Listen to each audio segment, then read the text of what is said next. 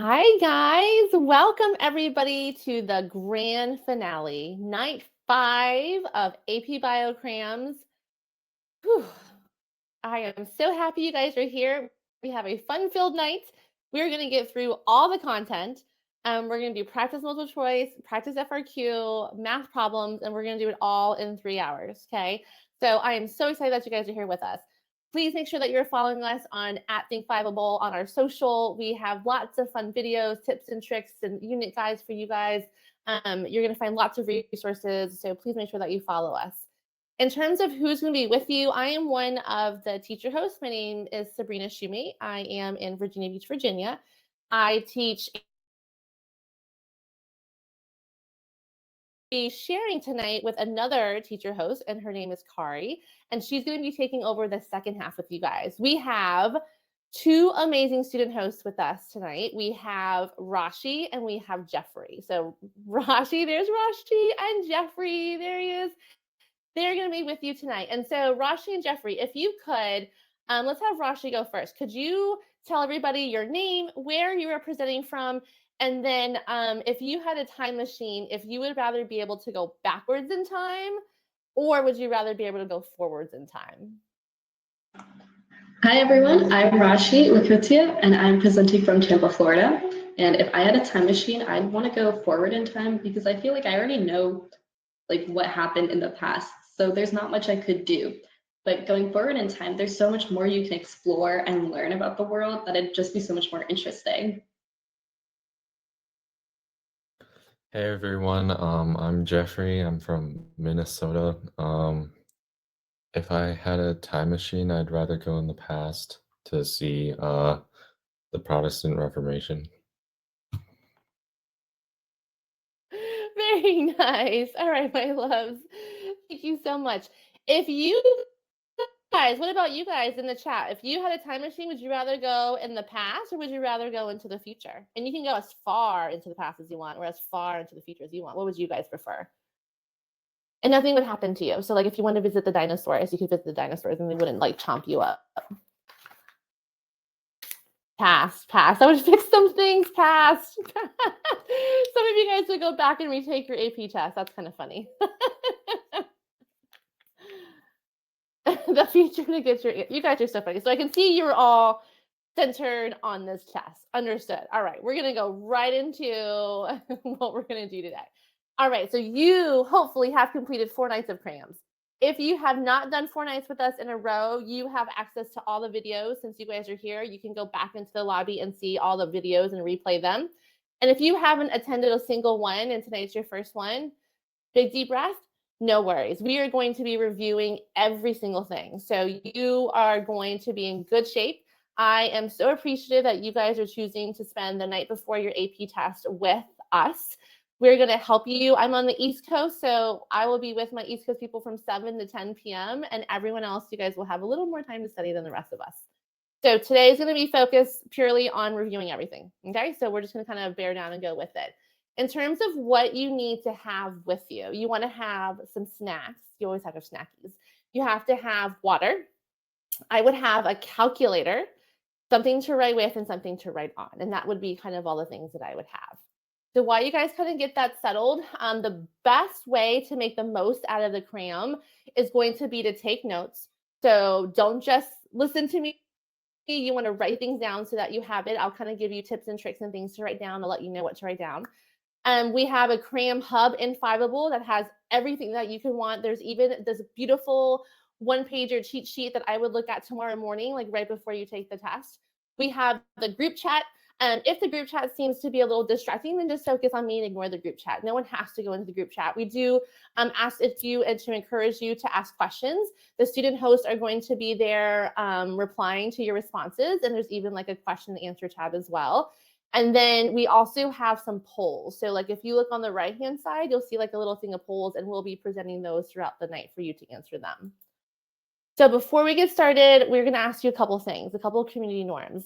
Number 1, let's please be supportive. We are all nervous. Tomorrow is a big day, but hopefully by the end of our session tonight, you're going to be feeling a lot more comfortable, a lot more confident, and you're going to just totally rock this exam. You're going to crush it, okay? please be patient. We know technology things happen. We know all of a sudden my screen might go blank, but we are going to just keep on moving, okay? And please be kind. That's kind of like a life lesson, really, is to always be kind. We're all real people. I'm an AP Bio teacher, and the students are the students, and we're all going to just try our best, okay? So if you want to win some free money, then please share your CRAM experience with us on TikTok or Instagram. Here's everything that you need to know, and they will DM you if you're actually going to win, and you can see some of the old videos that we have. All right, so before we get started, I want to do a little check-in. Where are you? What are you feeling at this very moment? Are you a 1? Are some of you a 1? Are some of you a 2? Are some of you a 4? Are you a 9? Are you wishing you just had some pizza? Oh, I got a couple 8s in there. You poor things. A solid 6. Okay, I got 110. Okay. Oh, 7. Denial. That's okay. By the time you're done with us, you're going to know a lot. We got this. Probably a 6. All right, you guys. We're going to have little built-in breaks so we can have little stretches. Just stay focused. We can do this, okay? We're here for you. All right. So throughout the actual session, we're going to ask you kind of just like get to know you questions. So the first question we have is, how many siblings do you have? Are you an only child? Do you have 2 siblings, 3 siblings? 1 too many. Yesterday, we asked a question of what pets do you have, and everyone said a brother or a sister. Kind of funny. Not really kind, but kind of funny. I'm an only child, but I have 2. I have a son and a daughter. Oh, very nice. We got a 3, only child. Only child, baby. Let's hold strong to that. All right, very good. Thank you for sharing. So in terms of the test and what you're going to see, you have 2 parts to the test. You're going to have a multiple choice, which will be 90 minutes. And then you're going to have a 10-minute break. And then you're going to have 90 minutes for your FRQ. Okay. And so in terms of the content, this is kind of showing you the percentages of the test. So the majority of your test is going to be genetics, evolution, and ecology in terms of content. But last night, I was explaining to the students that were with me that you can answer most of the tests without pulling in a whole bunch of detailed biocurriculum. If you have a model or a graph or a data table, you'll be able to answer most of the questions, okay? So I want you to take big, deep breaths and know that we're going to be walking you through this whole event, okay? So in terms of the layout, I just said you have 60 multiple choice, and then you're going to have the 6 FRQs. You're going to have 2 long and then 4 short. And long and short do not refer to how much you were writing. It refers to how many parts. So the first 2 long FRQs, the first one's going to be a data table or graph, and then it's going to be pure analysis questions, okay? It might be part A, B, C, D, E, and then usually the last one's going to be something about content, okay? Then the next one's going to be where you have to make the graph. And then for the short FRQs, maybe you only have a model, a data table or picture, and maybe part A and B. And so I want you to think about your test as an Easter egg hunt, okay? Your job is to just get as many eggs as you can. It doesn't matter the order that you get them or the sequence that you get them. It doesn't matter that you want to do FRQ 1 and then you want to do 4 and then 5. You can do it out of order. It doesn't matter. The point is to get as many as you can, okay? There's no penalty for a wrong answer. So when in doubt for your multiple choice, if you run out of time, just throw it in there, okay? Just randomly guess. Number 2, for your FRQ, you can get part of a section right and then part of it wrong. So like, for example, for a graph, maybe you have A is worth 2 points. You can get 1 point and not the other. So you want to make sure that you do all the ones that you know for sure, and then just go back and try to do the ones that you maybe don't know, okay? So what I'm going to do is I'm going to kind of go through units 1 to 4. So that's basically chemistry and cells, kind of like the easier stuff. And then we're going to kind of go right into some practice questions with that. Okay. So I'm going to kind of ask you guys some questions. So the first part of chemistry talks about water. Water being, H2O, and we know this. Water has unequal charges. And so what was the term that's defined as unequal charges. Starts with a P. What do we say? What is that term that pertains to water? Water is a what molecule? Starts with a P. It means unequal charges in the negative end. What is water? Beautiful. Water is a polar molecule, okay? So if you get an F or Q, anything that talks about water, I want you to talk, if it talks about some sort of special property or you just see water in it, I want you to always say that water is a polar molecule that has unequal charges. It has a positive end and a negative end, so it acts like a magnet. And because it acts like a magnet, that is the basic foundation of all the different properties of water, okay? So always come back to the fact that water is a polar molecule that has a positive end and negative end, and that is going to act like a magnet. And that kind of allows for all the different unique properties of water. So what did we call that property of water where water sticks to other water molecules? What was that called? Is that cohesion or adhesion? Water sticking to water, like it forms the bubbles that we get and surface tension. Cohesion, very good, you guys. Okay, so cohesion is water sticking to water. Now, what I want you to know is when I say water sticking to water, what is the name of the bond that's formed between water molecules? Very good, you guys. Look at you. Hydrogen bonds. Great job. So hydrogen bonds are found between two water molecules, okay? You have the positive hydrogen being attracted to the negative oxygen of the other water molecule. Beautiful, okay? Because it is charged, water can now stick to other charged things. What is that word we use to describe water sticking to other charged things? That's not water. Adhesion, very good, okay? So water sticking to water through hydrogen bonding is cohesion, and water's ability to stick to other things is called adhesion. You guys are rock stars. See, you got this. All right, Rashi, if you could, go ahead and see how they do with this first question. So Rashi, can you read this out loud for them? And then Jeffrey, if you can go ahead and open the poll and let's see if they can get the right answer. As ice melts, A, water molecules become less tightly packed, B, the water becomes less dense, or C, water molecules are closer together.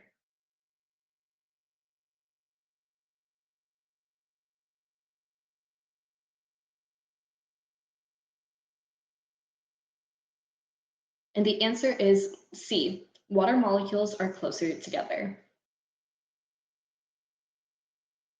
It seems like over 70% of people got this right, and then 30%, 70% originally chose A, and 30% chose C. So I guess we should go over this one a little more. Okay, so I'm even looking at this because as ice melts, the water molecules get spread out and they actually move farther apart from each other. So I think that this was actually going to not be C. So I think that we might have had a typo in this particular answer. So let me explain what happens when ice melts. Okay, so let me take this back. Sorry, you guys, I'm having a moment. When ice melts, not when ice forms. Look, even I got tricked up. Okay, so when ice is formed, it's going to be essentially like packed, like separated apart like this, and it forms these like lattice structures, okay? And so it kind of freezes and then it kind of spreads out, right? And then as the ice melts, it's going to kind of come closer together and then it kind of just forms into the liquid. So the answer is actually C. And I think that the majority of us, including myself, actually was going with A because we thought it meant as ice forms, but it was as the ice melts, okay? So think about it like as the ice melts, so you have these water molecules kind of all going together. And then as it freezes, you form these lattice structures between them, and it kind of creates these holes, and that's what allows the ice to actually float because it has these holes in it. But then as it melts, those spaces kind of go away and the molecules come closer together. So the majority of us, I even misread it with you. But the correct answer is C. Good job, you guys. Very good. All right, so then we went into macromolecules. Okay, so, oh, I know everyone's favorite, macromolecules. I'm going to ask you guys some questions, okay? So the 4 macromolecules we had were carbs, lipids, proteins, and then nucleic acids. Between the 4 of these, which one is made up of amino acids?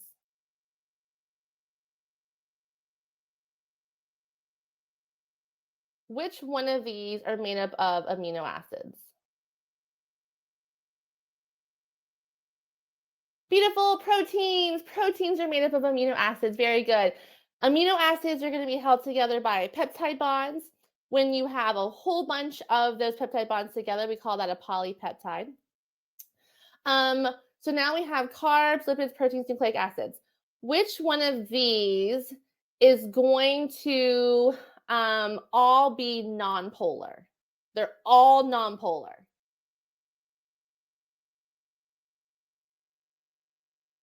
Which one of these is all nonpolar?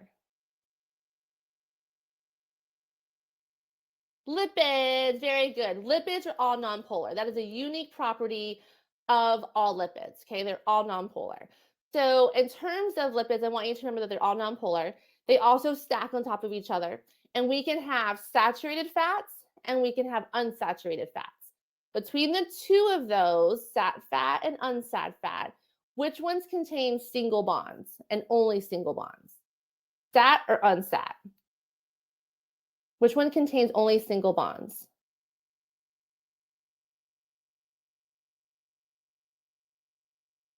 SSS, very good. Sat fats are going to be single bonded, okay, and solid at room temperature. That's how you remember that one, SSS, okay?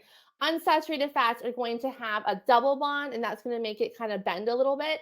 So they're not able to stack so easily. They kind of slide over each other, and they're going to stay liquid, and those are going to be your oils, okay? Very good. All right. Now, in terms of proteins, what you have to know is kind of how proteins are going to form their final shape, okay? And so it kind of occurs in 4 steps. We have primary structure, secondary structure, tertiary, and quaternary structure. So primary structure is just the formation of the protein on the ribosome itself, okay? It's a singular sequence. We know the order is very important. It's held together by peptide bonds. Thinking about genetics, what was the term we used to describe the making of the protein on the ribosome? Was it translation or transcription? Which one of those words describes the actual making of the protein on the ribosome? Ooh, there it is. Okay. So translation, very good. So transcription is us making a copy of what we need, and translation is the actual building, that second step. Okay. So it's transcription and then translation. So translation is the building of the actual protein itself on the ribosome. Now, ribosomes can be bound to an organelle or they can be free floating. If the ribosomes are bound to an organelle, what is the name of the organelle the ribosomes are bound to? What is the organelle that ribosomes are bound to? There it is, the ER. Very good. Okay, so we call it the rough ER because the ribosomes are going to be bound to it. So if we are making a protein that's bound to an ER, then it's bound to leave the cell. Okay. If we're making a protein that's attached to a ribosome, then that's the kind of free floating that's going to stay inside the cell. So what you have to know are the type of bonds that are each of these different stages, right? So in primary, we just have peptide bonds. In secondary, we're going to have some hydrogen bonds form. And depending on what the end protein looks like, you're either going to form the alpha helix or the beta pleated sheet, okay? So if your final protein needs to be super flexible, right, like your hair is super flexible, then it's going to form this alpha helix shape. And so you have some hydrogen bonding that's going to form. If it has to be super sturdy, like a hemoglobin, like your red blood cell, then it's going to be a beta pleated sheet, okay? Then the whole molecule folds in on itself in the tertiary step. So in the tertiary step, I want you to remember that this is the first time that we get a whole molecule folding in on itself.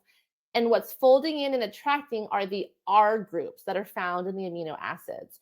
So amino acids all have an amino group, an acid group, a central carbon, and then this R group. And some R groups are positive, some are negative, some have sulfohydryls, okay? Some are hydrophobic, some are hydrophilic. So this is where we start to get the actual shape of the protein itself. And then the very last stage is when we have multiple different proteins coming together. So like to form a red blood cell, it's actually 4 different polypeptide chains that kind of pop in together to form that final shape. Okay, so just make sure you kind of have an idea of the structures and the formations of them. Here is a nice summary chart of everything macromolecules. Okay, you just have to know big picture things. So I want you to know that the monomer of a carb is a monosaccharide, but just look at the word. Mono means one, saccharide means sugar. So it's a little baby sugar, okay? What do we call it if it has 2 sugars?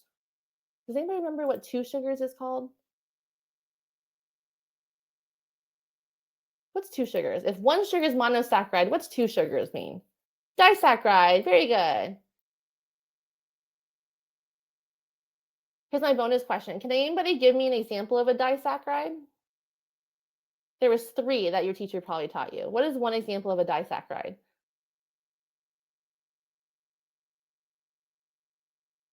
Very good. Lactose, sucrose, and maltose. Good job, you guys. Those are disaccharides. Nailed it. Great job. All right, Rashi, if we could go ahead and try the next concept check, and then Jeffrey, if we can go ahead and present the poll for concept check number 2. A macromolecule has several chains containing carbon rings with 1 oxygen per ring. Which macromolecule must it be? A, lipid, B, nucleic acid, C, carbohydrate, or D, protein?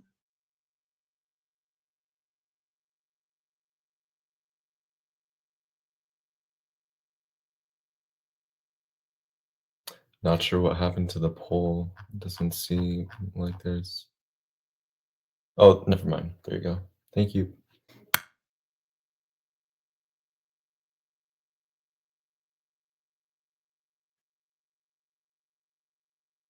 It seems like over 90% of people are saying C, carbohydrate, and that is in fact correct. Good job, guys.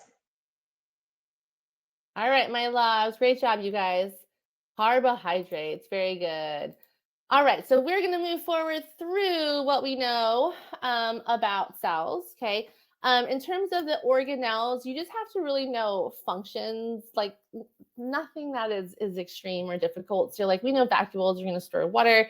The main structure that we really focus on is the cell membrane. That's kind of like the one that we kind of see over and over and over. And all the other ones, the nucleus, obviously, okay? So what I want you to know about cells is that cells want to be a very specific size. They want to maximize surface area while also kind of keeping an eye on that volume, okay? A cell cannot be too big because it would take too long for things to diffuse in and out of the cell. It cannot be too small because it has to hold all those organelles. So there's kind of this sweet spot. And so what we can do is we can calculate the surface area to volume ratio. You will be given a formula sheet on test day. You do not have to bring it yourself, but you do have to bring a College Board approved calculator. So make sure you go to College Board, check calculator policy, make sure it's approved.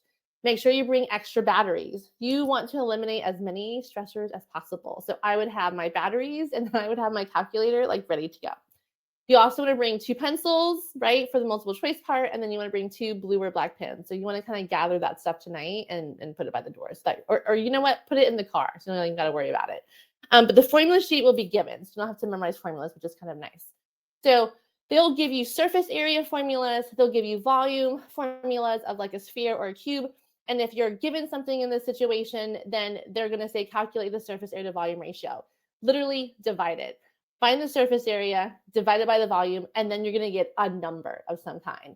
And what cells want to have is they want to have a high surface area to volume ratio. And so the way that they establish surface area to volume ratio, a higher surface area to volume ratio, is by increasing their surface area, okay? So if you think about the folds within a mitochondria, there's lots and lots of folds.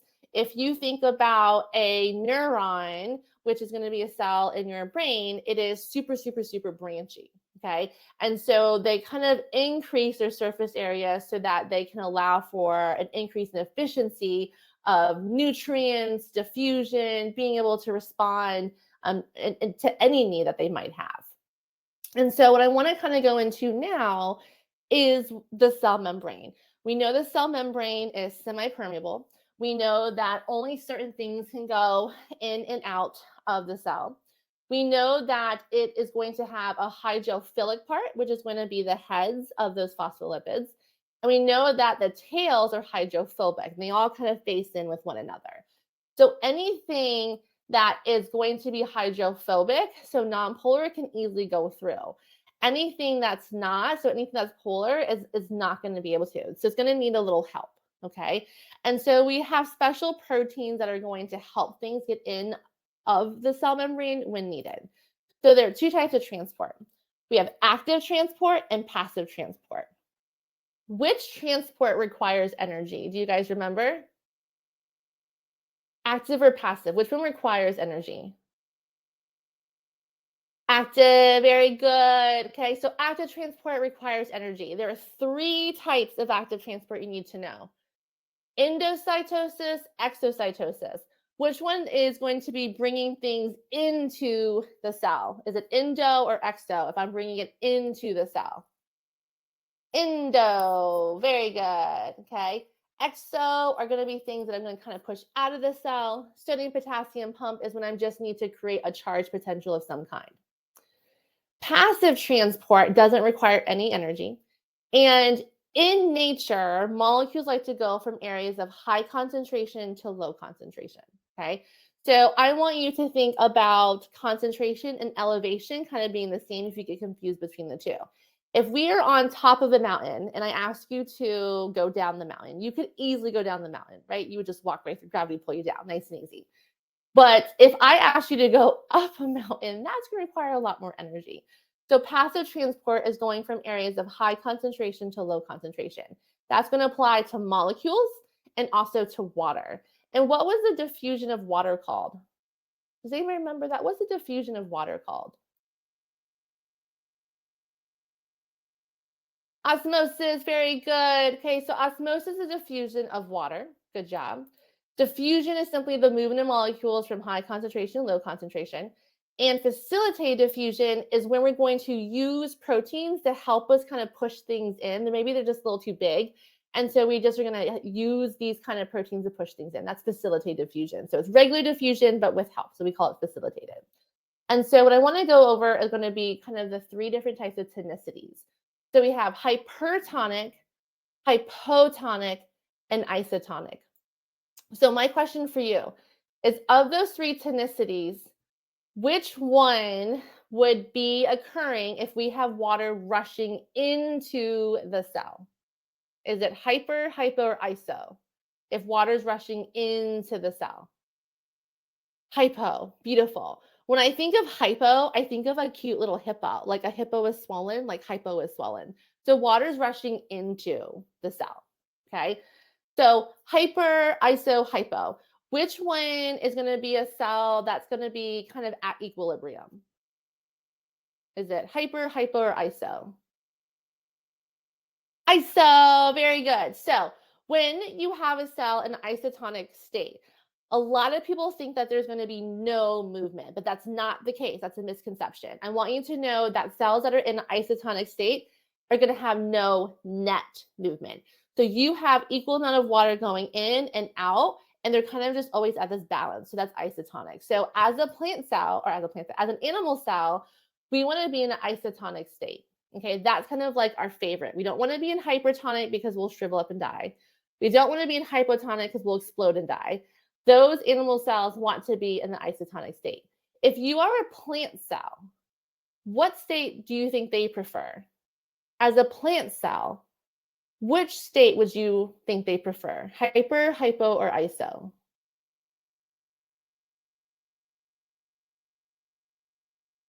Hypo, very good. They want to be turgid, right? Plants can't just drink water like we can. they want to be able to be filled with water. So plants prefer that hypotonic state, whereas we prefer the isotonic. What organelle prevents the plant cell from exploding?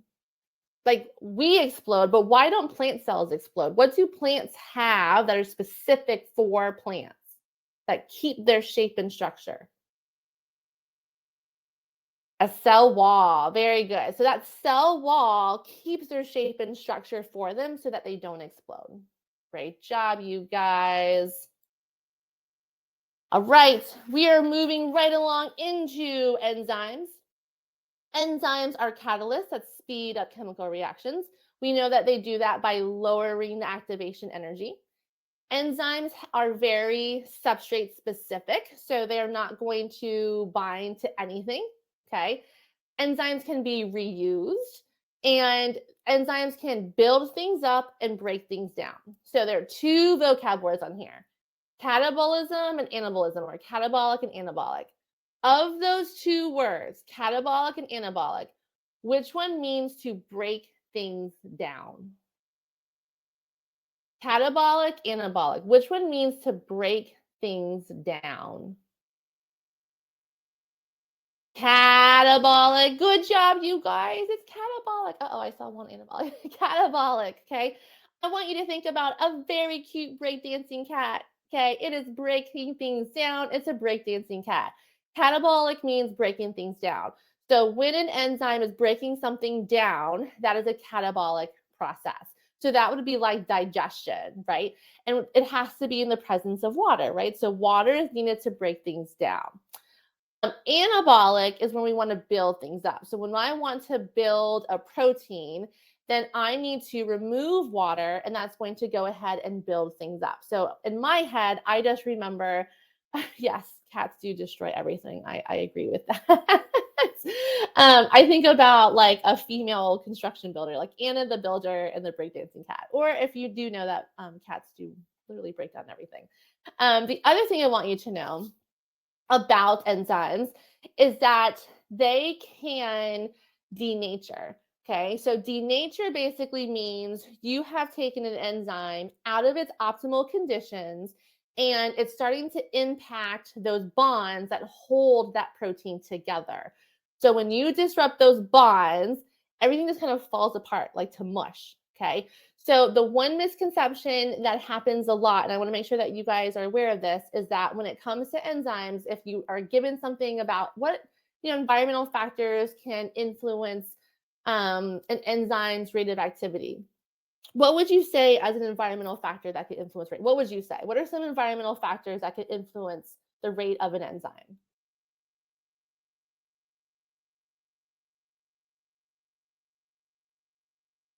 Temperature, pH. Beautiful. Very good. Okay, those are kind of the go-to. Salinity for sure. Absolutely. Okay. Those would be your go-tos. Okay. We know that enzymes have very specific ranges that they prefer. But what will happen is that you guys will say enzymes don't like it when they are in a low or too high a pH, or too low or too high of a temperature. Number one, don't use the word like because they're not actually like real things, right? We would say they prefer or they work more efficiently at optimal temperatures.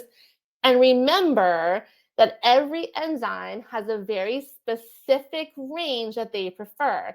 There are enzymes in your stomach that like that lower pH. There are enzymes in your mouth that prefer the higher pH. There are enzymes that prefer really warm temperatures versus really cold.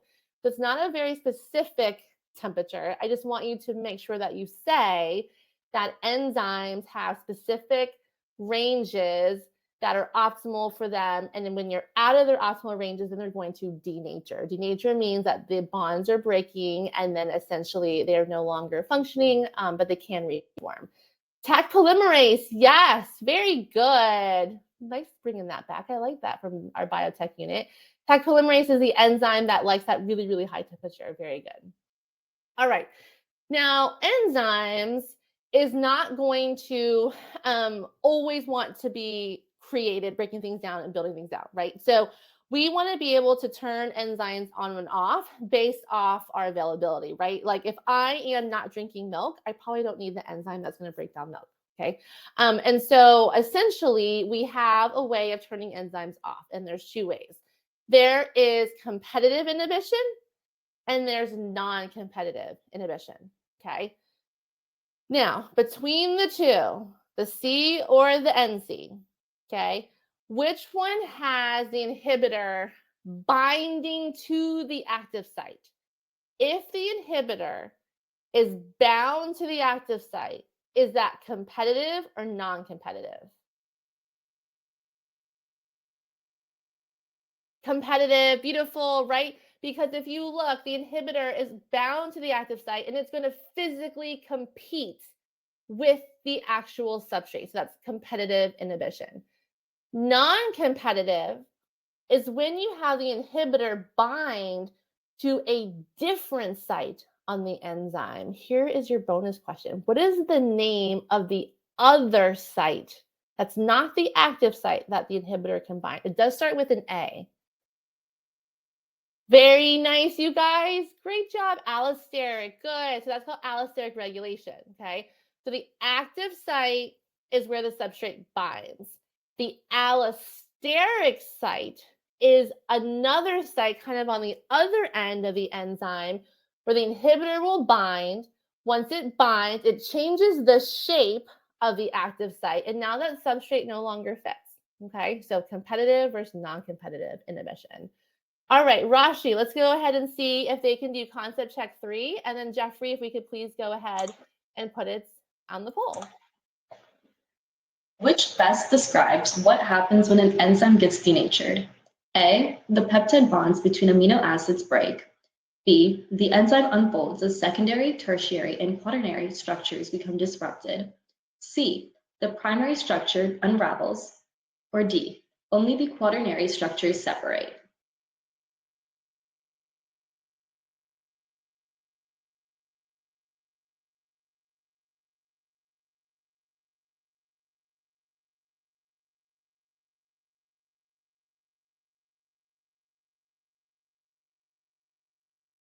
Looking at the poll, it seems like 85% of people are saying B, the enzyme unfolds, which is correct.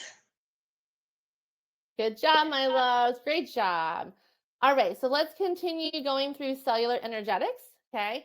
Everyone's favorite, photosynthesis. We are just going to give you the shortest summary we can because photosynthesis and respiration could take 12 hours in itself. If you need a more thorough study guide, make sure you check out Fiveable's AP Bio section. It has a study guide for every single unit. So for those of you that need those more thorough explanations, make sure that you watch the videos. There's kind of reviews that you can do and question sets. If you're looking for certain slides and things like that, we have a little green button on the bottom of our screen that you guys could also click on. Okay. So photosynthesis basically is 2 different steps, okay? Step 1 is called the light-dependent reactions, and step 2 is called the Calvin cycle. It's also called the light-independent reactions. It's also called the dark reactions. So from the light-dependent reaction, essentially, you have the special pigments that absorb wavelengths of light, okay? So chlorophyll being one of the main ones. It's going to absorb different wavelengths of light within the thylakoids inside of the chloroplast, and it's going to go through a series of transformations. It's going to go through the electron transport chain, and we essentially are going to be moving the energy and using it to create 2 main products. Okay, the main point of the first step of photosynthesis is to create ATP and then another molecule called NADPH. Okay, so we're taking energy from the sun and storing it into a chemical energy, ATP and NADPH. And so what you need to kind of know essentially is how we get those 2 products. Okay, now a byproduct that happens is oxygen. Does anybody remember how do we get oxygen? What is split in the first part of photosynthesis that ends up producing oxygen? Water. Great job, you guys, right? So we split water to replace some lost electrons in the first step, and a byproduct is oxygen. So we are alive because of a random byproduct that plants happen to just diffuse out. Like, thank goodness, Lordy Lou, right? Like, I'm very grateful that they just have that byproduct. So that's not even the main point of photosynthesis. The main point is to take the energy from the sun and then be able to convert it into that chemical energy of ATP and NADPH. So here's kind of looking at one thylakoid, kind of like zooming in, and you can kind of see these two big like green things called photosystems. Photosystems are just these proteins that essentially are going to help house our pigments to allow us a way to organize absorbing all of that energy from the sun. Okay.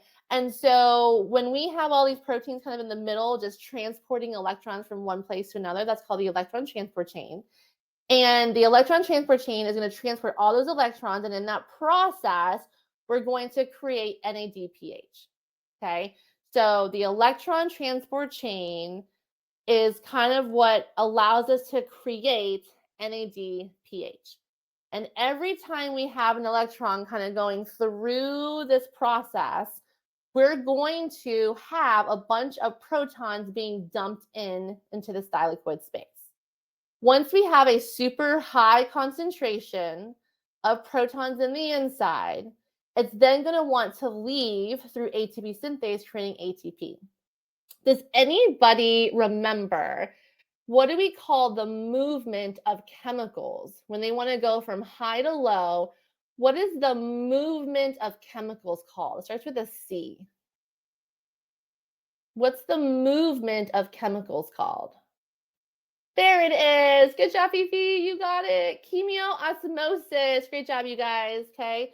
So chemiosmosis is that electrochemical gradient of those hydrogen ions that have now, they've all been dumped in. And so it starts off with more protons on the outside of the thylakoid space. You basically shove it into the center.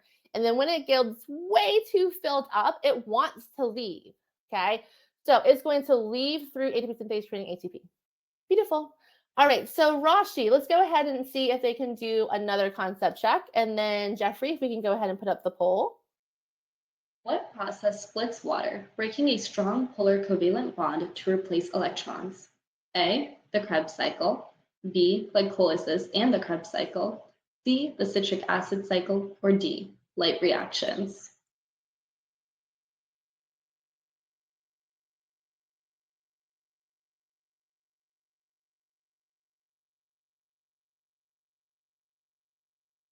Wow, so it is overwhelmingly D, light reactions, and that is in fact correct. Good job. Good job, you guys. We try to mess you up with those words. Great job. Okay, beautiful. We just went over that. That was the light reactions, okay? So what I want to briefly go over now is going to be like what happens once we have ATP and NADPH, okay? So what's going to happen in the next step in the dark reactions is it's going to be kind of on the outside of the thylakoid, still within the chloroplast itself. And we're going to take CO2 from the atmosphere, which comes from us, and we're going to fix it onto an enzyme called Ribisco.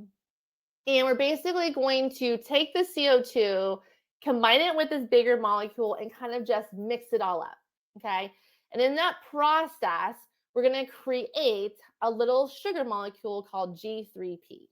Does anybody remember how many G3Ps are needed to make one glucose molecule? And yes, that's called carbon fixation. Great job.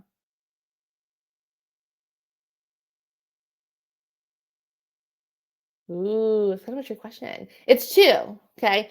2 G3Ps are needed to create one glucose, okay? And yes, very good. The process I was talking about is called carbon fixation. This idea that we're going to fix carbon to our enzyme, Ribisco, And then we're going to go through and we're going to rearrange the molecule to produce that little baby sugar, okay? And then we just have to go ahead and regenerate our original molecule so that it can then fix carbon again, and the whole thing happens again and again and again and again, okay? So in terms of big picture things, I want you to know that oxygen, ATP, and NADPH are produced in the light-dependent phase, and then CO2 is needed in order to form our baby sugar, okay? So that's the big things that I want you to know. All right. So next, we're going to go right into cellular respiration. And again, we're doing big picture things because we have a lot to cover tonight. And if you need more help on it, then please go into Fiveable AP Bio and you'll see slideshows, videos, study guides that will give you a lot more detail, or you can even watch some of the replays when we did it, okay? So photosynthesis and respiration are two processes that are going to be connected. You have one process that requires energy from the sun in order for it to occur, and it's going to store energy in the bonds. And then respiration is going to be releasing that energy into a usable form, okay? So what I want you to know is going to be, number one, who is able to produce each of the different steps? So we know that producers are able to do photosynthesis, but producers can also do cellular respiration, okay? We as a consumer can only do cellular respiration, okay? We cannot use the sun directly, even though that would be kind of cool, okay? If we could all photosynthesize, that'd be great. And so if you were to look at both processes, they're very similar. Essentially, you have one molecule transporting something to another molecule, transporting to another molecule, okay? So it's like a game of hot potato, right? So I'm going to take electrons from here, I'm going to transport them and move them here. So we're constantly going to be gaining electrons and losing electrons. So we have two scientific words for you guys to know. We have oxidation and we have reduction, okay? So oxidation, reduction. Between those two, oxidation, reduction, which one is going to be losing an electron? So when something has lost an electron, is it oxidized or reduced?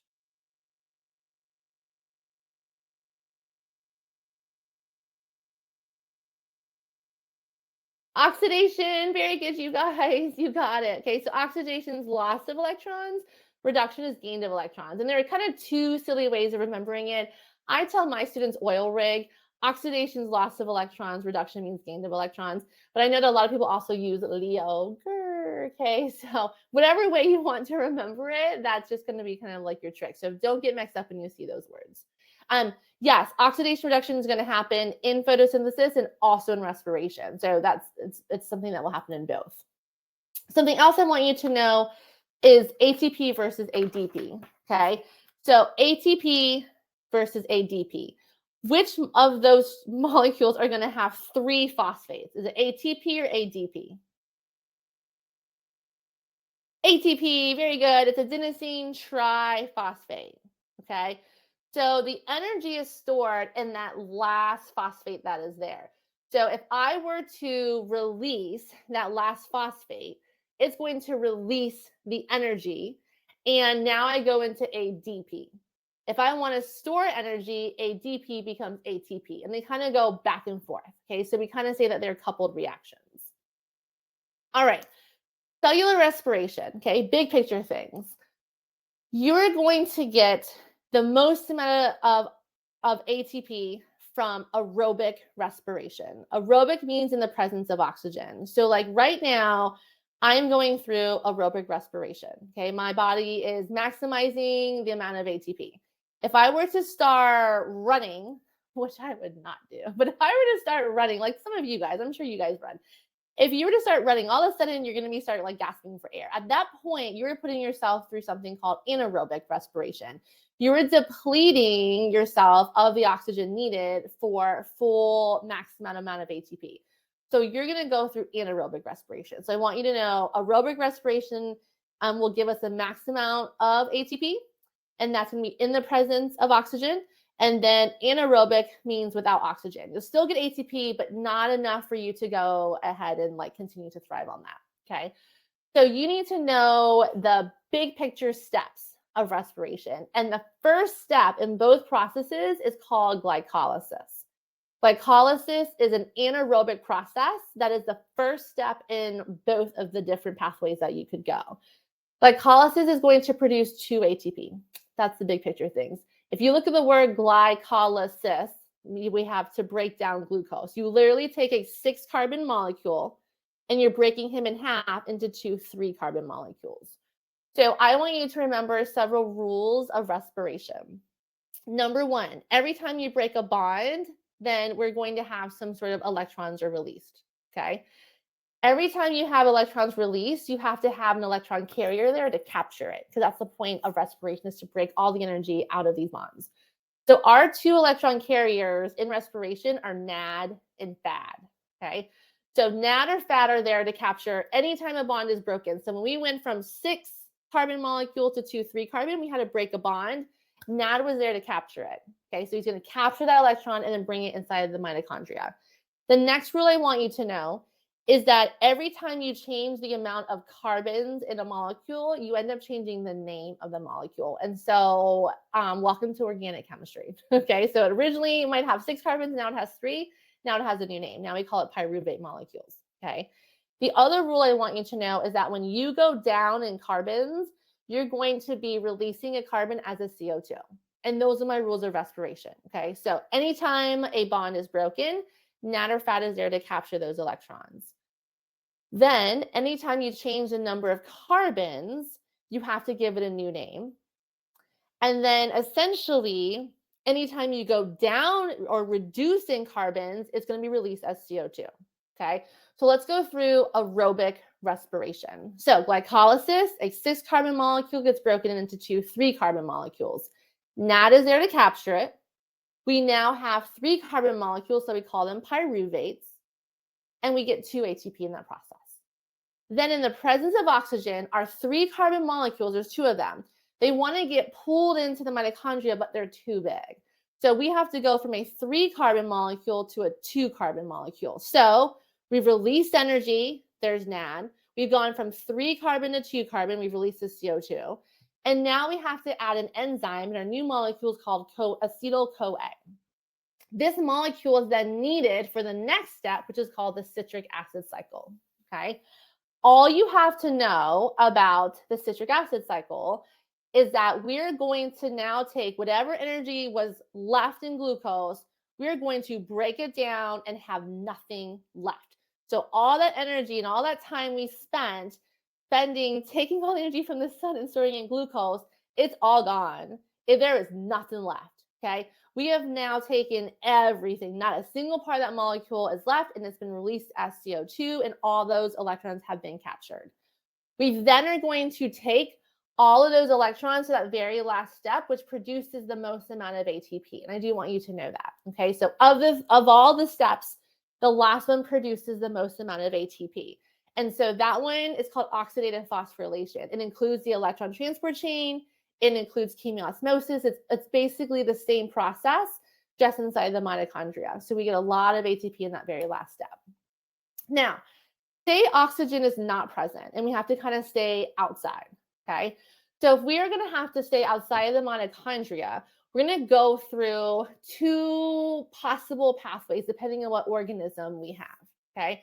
We go through lactic acid fermentation. So essentially you go through glycolysis because that's the first step. And then we just kind of go through a series of enzymatic reactions that regenerate NAD just so we can continue going through glycolysis over and over and over.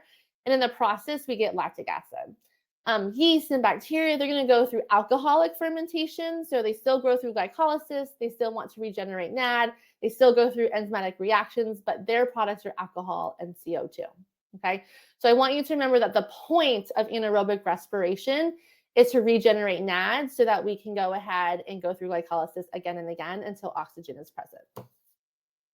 All right, Rashi and Jeffrey, if we can go ahead and check them on their next concept check. Which process of aerobic respiration produces the maximum amount of ATP?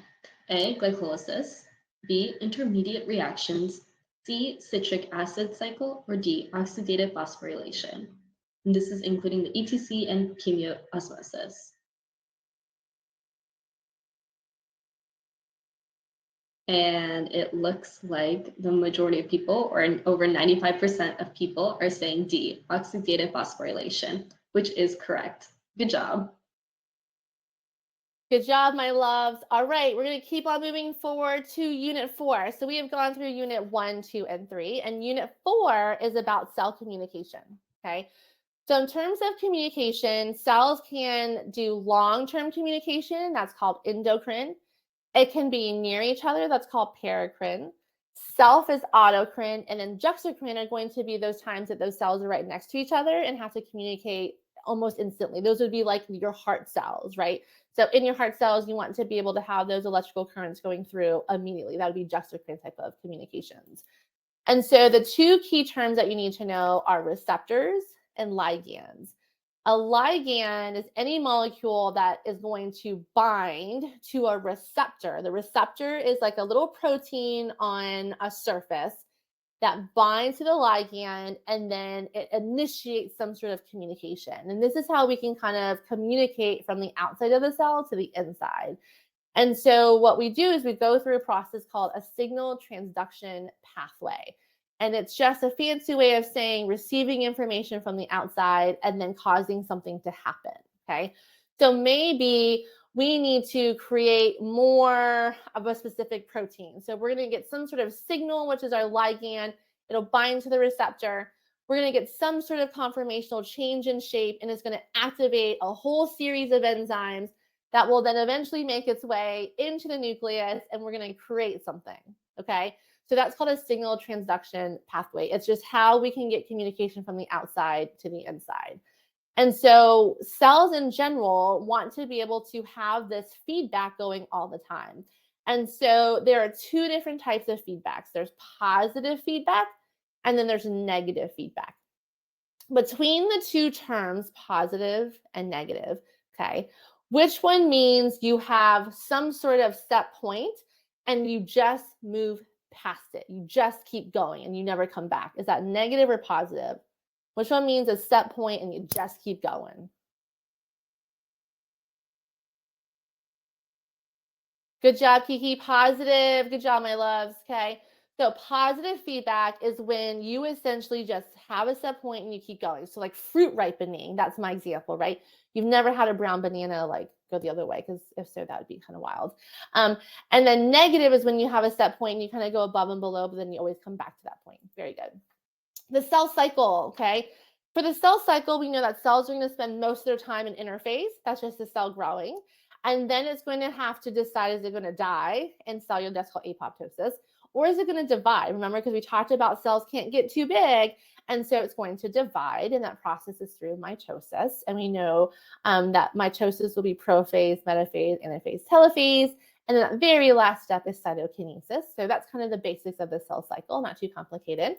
In terms of the terms that students tend to get confused with is the difference between a chromatin and a chromatid, and then essentially a chromosome. So I want to kind of go over those words with you. So if your cell is just growing in interphase, like legit just growing, then it looks like a bowl of pasta, and that's called chromatin. It's just like there. It's like blah. Okay. But right when we get ready to divide, we want to like organize it so that when we're moving it, we don't like mess anything up. And so you kind of like coil it up around these proteins, and now it's coiled, and that's called chromatid. So chromatin is uncoiled DNA, and then chromatid is when we're going to coil it up. When we're getting ready to divide it, we want to make a copy of that, right? And so now those are called sister chromatids or chromosomes. So like if I were to ask you to draw a chromosome, you would draw the letter X. That's what a chromosome is. And each individual arm is a chromatid, and then uncoiled is chromatin. Okay, so here's just a fun little break question for you. What would you fear the most? And I think we have a poll on this too. Would you fear the most, A, a pit of snakes and spiders, B, not being able to say anything but the truth, always, nothing but the truth, or C, public speaking? What would be the worst for you?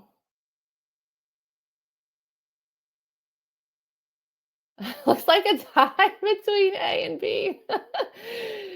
All right, fair enough. Okay, a couple of you chose C. Okay, good to know. All right, we now have a whole review of units 1 to 4. So now I'm going to kind of hand you guys over to Rashi, who's going to do a couple tips and tricks, and then we're going to do some practice FRQs.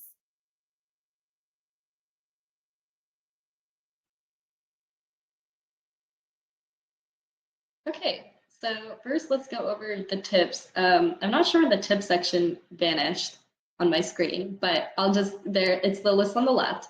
The first one is make sure you're timing yourself throughout the exam and bring a non-smartwatch. Remember, things like Apple Watches or the Samsung Watches are not allowed.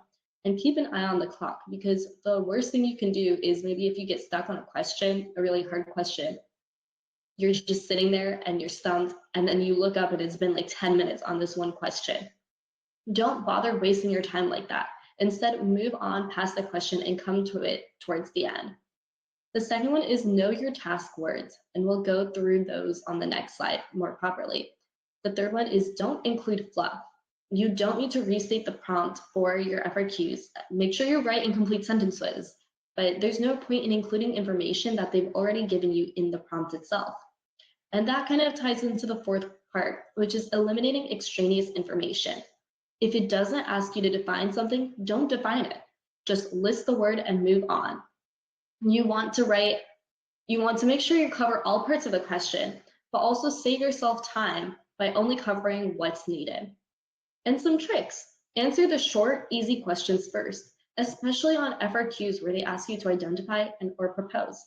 And a lot of you guys have asked this. You can answer the FRQs out of order as long as you're clearly labeling which part and which FRQ you're working on.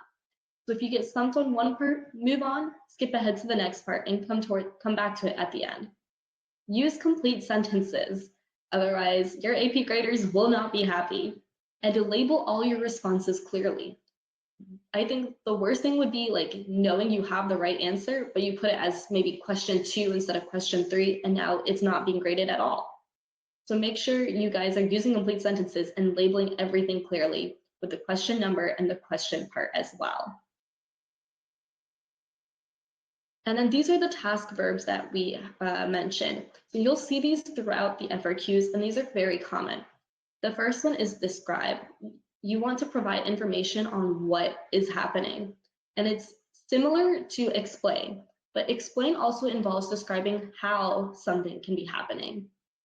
Then there's identify, which is, of course, a one-word explanation.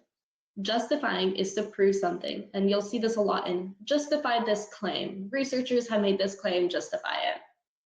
You have analyze. Look at the situation and describe what's happening. But here it's asking you to provide your own insight into this, or your own interpretation. For example, analyzing a graph and interpreting what the graph is describing. And finally, you have predict. Make a prediction about what you think will happen. And if it says predict, include as much evidence as you can to back up your claim. Graders know exactly what they're looking for. So if you don't match it, they can't give you credit, which means that you want to make sure you guys are following these task verbs very closely. And some more FRQ/question strategies. The first one is use the KISS method, and the second one is remember ATP. So imagine the AP test is like an Easter egg hunt, okay? The graphics have all the answers, but you don't want to get tripped up. Like think of the answer choices as like your friends telling you, oh, the Easter egg is there, the Easter egg is here. You want to think about first, where do I think the Easter egg is? Then listen to your friends. So in this case, answer the question before you look at your choices. Then there's the KISS method, which is keep it simple, silly. Wash away any big words. The AP exam is going to provide you with a bunch of definitions, a bunch of like weird enzymes or maybe proteins that you've never heard of, but ignore these. Ignore the big words and look at specifically what it's asking you to answer, because that's what's most important. And then you have the ATP method, which is answer the prompt. Do not go overboard and start defining things to the point where you might end up accidentally contradicting yourself. You just need to answer the prompt. And the other side is make sure you're providing enough information that every part of the prompt is being answered completely. Remember that these FRQs are not recall, and that's what makes it so much more difficult. They're asking you to apply the knowledge. But we have full faith that you guys know the knowledge. So remember to stay calm so that you can actually properly apply it. Don't just list out everything you know.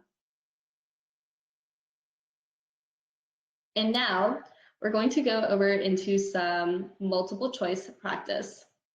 So this question says, a common laboratory investigation involves putting a solution of starch and glucose into a dialysis bag and suspending the bag in a beaker of water as shown in the figure below.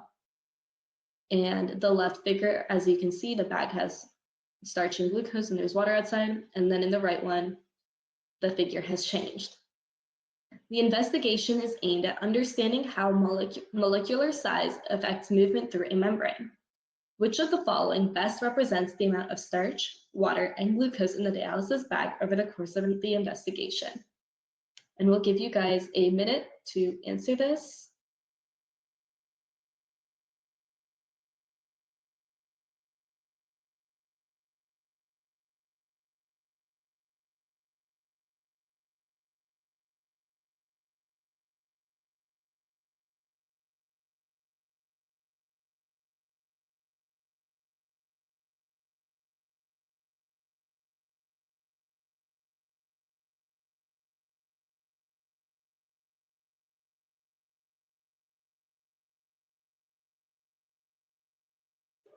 And so the answer is A. If you look closely in the graph in A, you can see that the water increases over time, the starch level remains the same, and the glucose decreases. This is because in the original dialysis bag, there isn't any water. So the water is going to, because the water is going from a high concentration to a low concentration, is going to go through the dialysis bag into that bag and increase the concentration of water in there. However, if you look at the original diagram, the glucose is only inside of the dialysis bag. And so it'll have the opposite reaction and go from the dialysis bag into the water until the concentration gradient is about the same. Starch cannot move through a membrane. So the level of starch is going to stay constant inside of this dialysis bag and won't be impacted by the moving of the water and the glucose.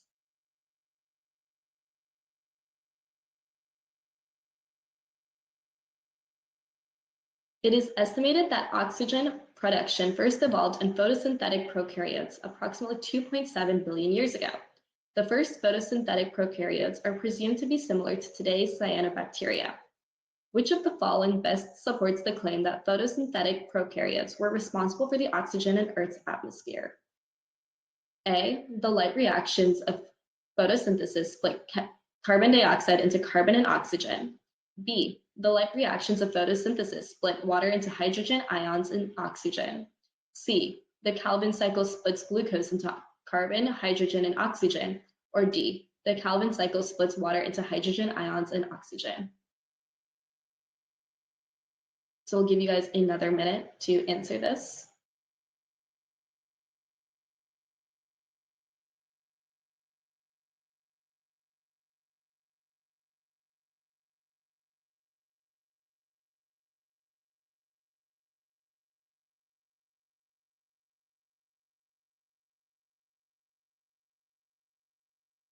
I'm seeing a lot of B's in the chat, and that is correct. The light reactions of photosynthesis split water into hydrogen ions and oxygen. And this one was just kind of recalling that information from what a light reaction does. Notice how, even though it talks about a lot of like cyanobacteria and evolution within the prompt itself, or within the question, the background information itself, the prompt is really just asking you which one of these 4 facts is correct. Great job, Rashi. Thank you so much for your help with the multiple choice questions. All right. I know that we're going through. I know you guys are tired. We're going to go ahead and we're going to take a 3-minute break. Okay. I want you guys to have a nice stretch. I want you to grab a snack. I want you to do whatever you need for 3 minutes, and then we're going to come back and we're going to go right into Hardy-Weinberg stuff. Okay. We're going to kind of review Hardy-Weinberg. So you got 3 minutes.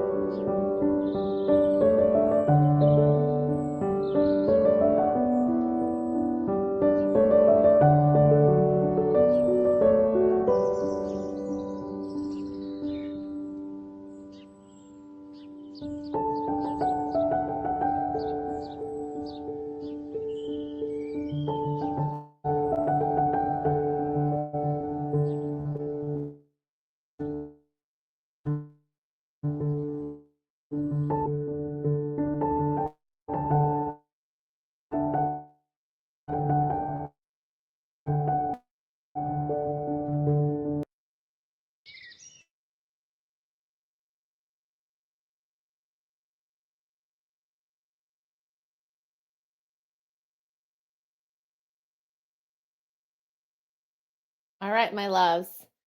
Here we go. Hardy-Weinberg time. Okay, so Hardy-Weinberg essentially is an equation that we use to predict changes in allele frequencies within a population. Okay, and so if we wanted to go to a population and look at all the alleles that are there, then we want to be able to predict the frequency of those alleles.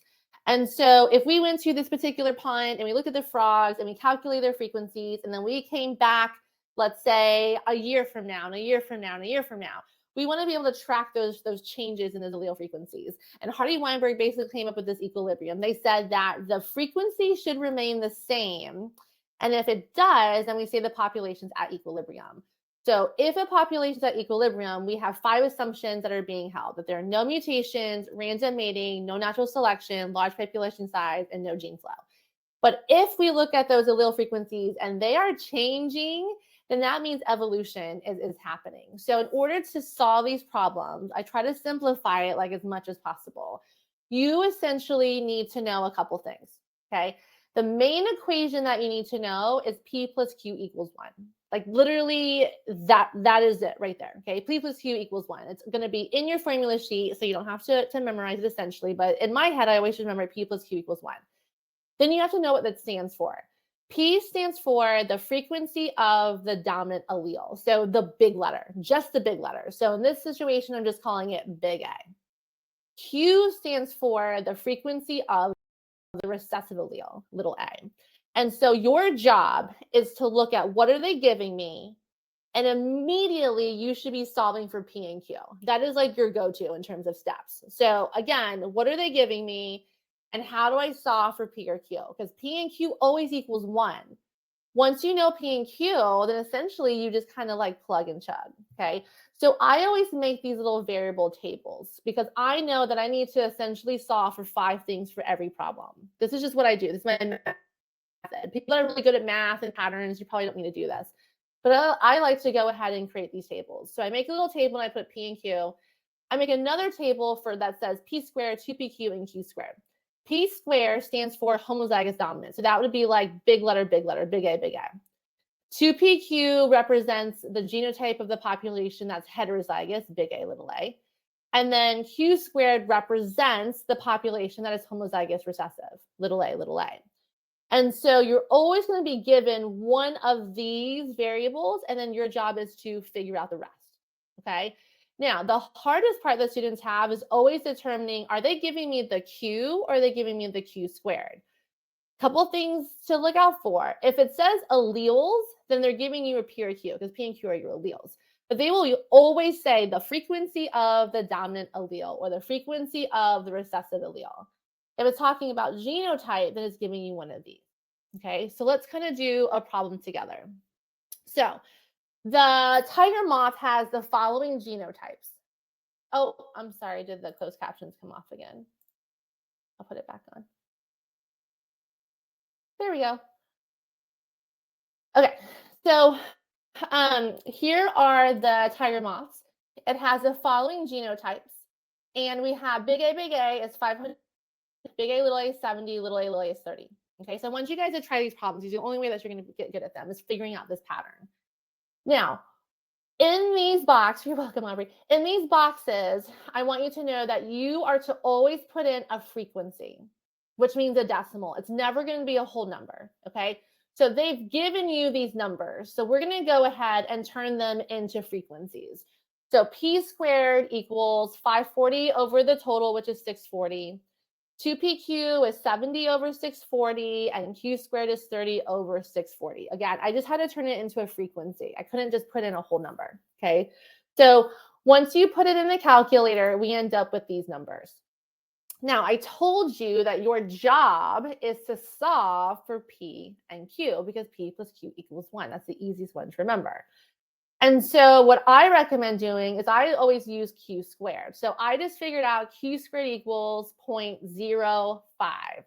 Then you want to just isolate Q. So take the square root of both, and that's going to give you a Q value. Then you're going to take that number, and then you're going to subtract it from 1, and that's going to give you your P. So in the chat, tell me what you think P and Q are. Given Q squared equals 0.05, take the square root of Q, so the square root of 0.05, that gives you Q, and then do 1 minus that number, that gives you P.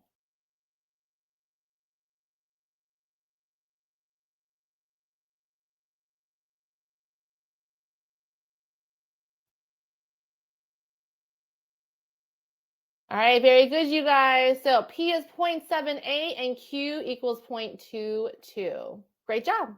Boom, done. All right, let's try another problem.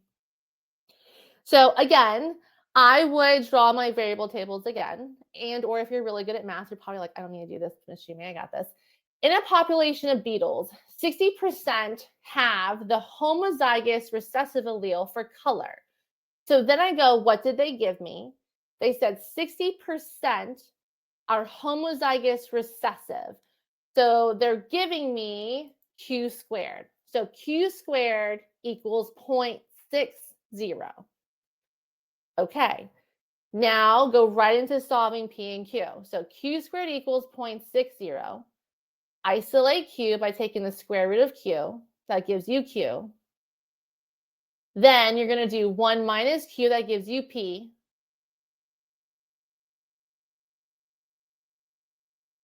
Yes, you also could have done P squared and then taken the square root of P to get P. Absolutely, you could. I just always go to Q squared just by default.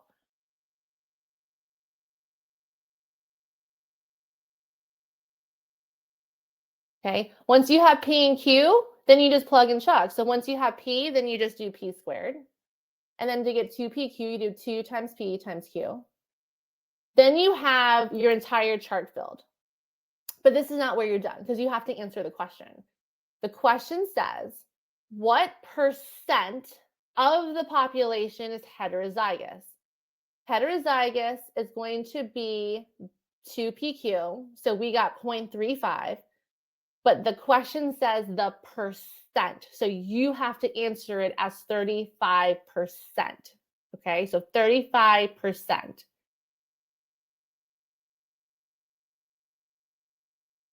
All right, let's try another one. This one's going to be a little trickier. In a population of 500 total moths, the frequency of the recessive allele is 0.3. Beautiful. Look at that, you guys. They gave us Q. Okay, now take a minute and you guys figure out the rest. So they gave us Q.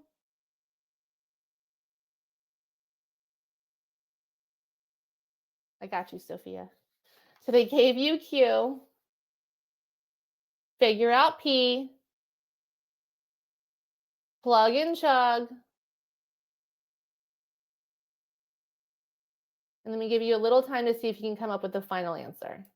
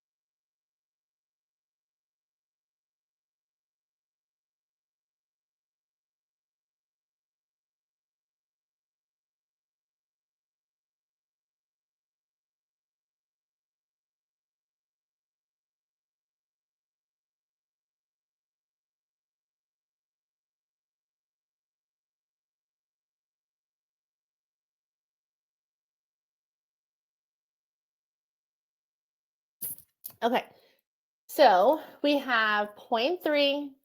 We know that P plus Q equals 1. So we would say 1 minus 0.3 would give us the number that we need, right? And then we're going to go ahead and square P, do 2PQ. So now we end up with something like this, okay? But now we have to figure out the final answer. So it says, how many individuals are homozygous dominant? Homozygous dominant is big A, therefore is P squared. Okay, so it's going to be 0.49. That's homozygous dominant. But they want to know how many individuals. So they're not saying the frequency is 0.49. They're not saying what is the percentage, because you would say 49%. They're saying how many individuals. Okay, so if my total population is 500, figure out 49% of 500. And then that should give you the total number. So I'll give you a few seconds to kind of figure out how could I do 49% of 500, and that would be our final number.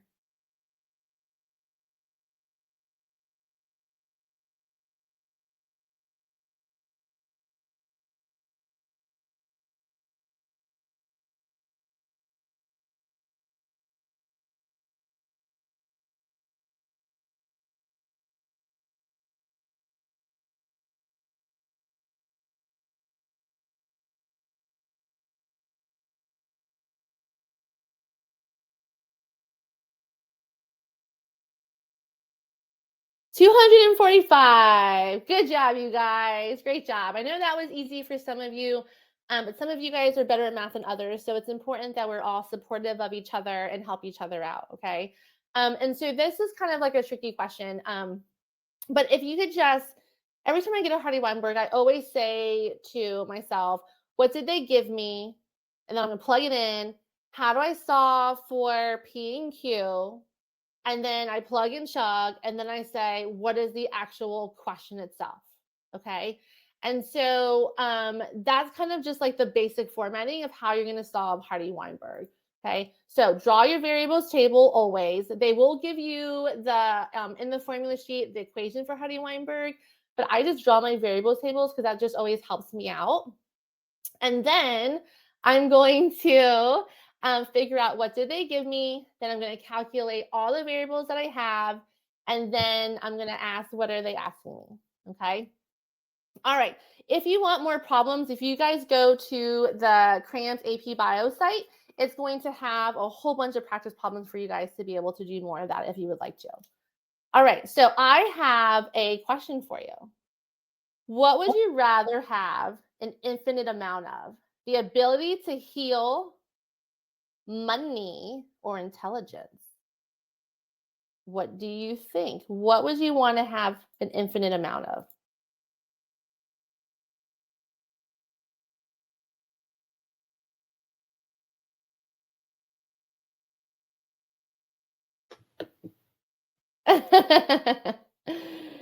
All right, I kind of feel like we're all over. That's interesting. A lot of people say intelligence. I think I would choose the ability to heal. All right, you guys, thank you so much for being willing to share. And I have to introduce you to somebody. So I'm going to stop sharing my screen for a second. Okay, I am going to introduce you to Miss Kari. Miss Kari, do you want to come join the screen with me? Look, there she is. Hi, Kari. Hi. Hi, everybody. All right, so at this point, I'm going to hand you over to our amazing co-host, Ms. Kari. Okay. And she's going to go over the rest of the units with you, so she'll help answer. They had some questions about the Tata pox and things like that, and of course, you're going to do it. And then, Kari, they are begging for Samasoa Sama. Oh, yeah, of course. Some practice problems. Or should I just have the music play? We don't even have to do the practice problems. Yeah. I think that's all right, you guys. So Miss Kari is going to take it over. I'm wishing you guys the best of luck. I 100% have faith in you. I know you can do this. And Jeffrey and Rosh are going to be with you the whole night as well. You got this. Okay. And you will end your night with some Samaso. See, look, do you see them, Kari? They're all about it. Oh, I know. It was like that the last 2 nights too. It's hilarious. All right, you guys. I am signing out. Kari, they are yours. Good luck, you guys. Bye. Good job. Thank you.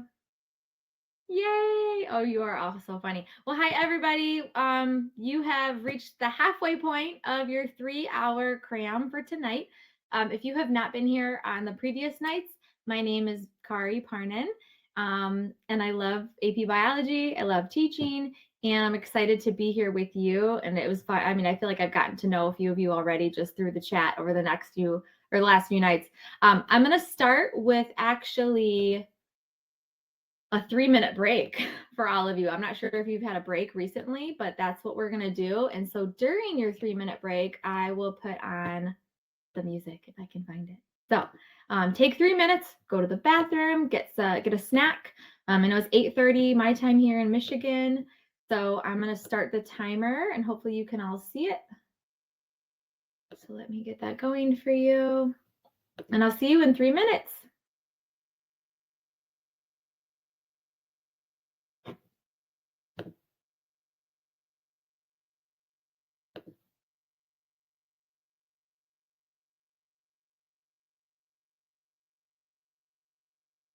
There we go.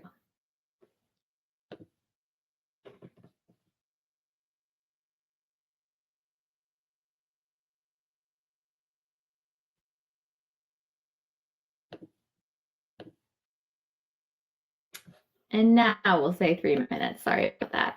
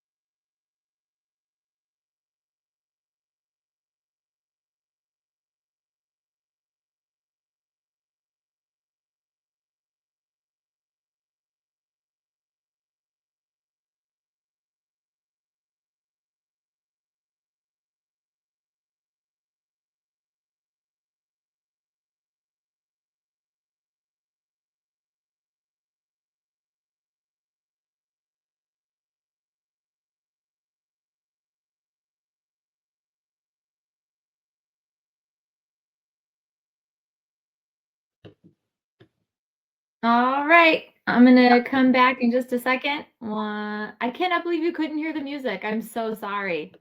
What happened? Let me get moving here. Okay. I'm so surprised no one could hear it. Hold on, let me get myself back over to the side. All right, we will get that music going in just a little bit. I know, it's so good. 3 more minutes. I see some comments in the chat about going over graphs, and we do have some time for that. So just give me one moment. And actually, I just realized, Rashi, you're the one that's introducing this unit. So go ahead, hop on.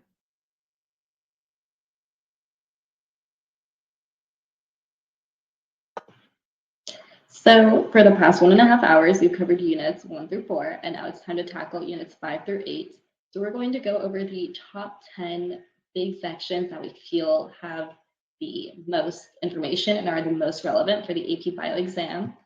And on the next slide, you guys will see kind of like the list of from the AP Bio CED. And if you guys can see the boxes, they're a little hard to see. That is all the information and the percentages of each unit that we'll be covering. So we're covering over like 50%, I think, what for unit 6 is everything except for like 1, 2 small items that we're covering. So good luck. Thanks, Rashi. Okay, team, let's do this. What I tried to do was I'll cover some stuff that we did the last few nights, but I wanted to throw in some things that we also did not get to, and then have some free time potentially to go over some of the most asked for items right now, which I already see is graphing and water potential. So I want to ask if you remember mitosis and meiosis and what their similarities are, or what their, sorry, let's start with differences. So I'm going to put up mitosis, and I want you to think about what's different about meiosis. If you were to list all the differences there, what would you write? And we'll do the similarities after that. So sorry about that it's showing similarities right now. So think about, I gave you mitosis, and now you just kind of have to think about, well, what's different about meiosis? Good. I'm seeing some good words. I'm seeing 2 divisions, creates gametes, haploid. All right. So many of you are getting it. Excellent. So yes, meiosis is creating gametes or sex cells, so the sperm and egg. They are creating haploid cells, and then they are going to be genetically unique.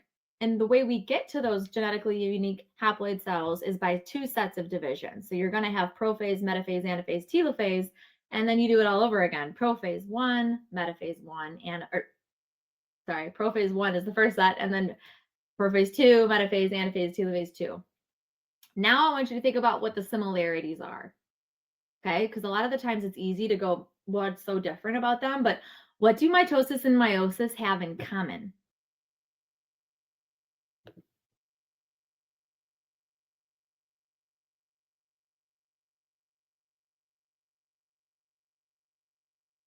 Okay, I see some people saying they both produce daughter cells, the actual stages, right? Prophase, metaphase, anaphase, telophase. Good. Excellent, excellent. And the other thing I want you to think about, and here's a picture, right, of those phases. I've got prophase, metaphase, anaphase, telophase. But I also want you to think about what the chromosomes are doing. So that's why you don't technically need to have any of those phases memorized. You need to be talking about what are the chromosomes doing, right? So in prophase, they're already going to be condensed into chromosomes, right? And then within those different phases, what are the chromosomes doing? Are they moving toward the center? Are they moving toward the pole? And really the movement of the chromosomes is the most important part, because without the movement of those chromosomes, we would end up with really disorganized daughter cells that either don't have the correct number of chromosomes or maybe have too many or too few. Some other things they both do, spindle fibers, and then they both experience sister chromatids separating.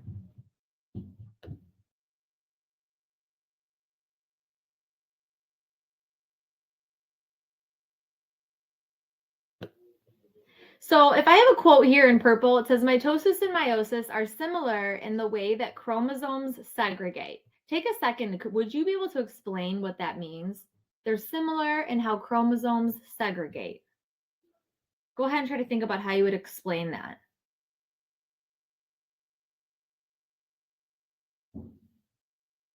They're similar in how chromosomes separate.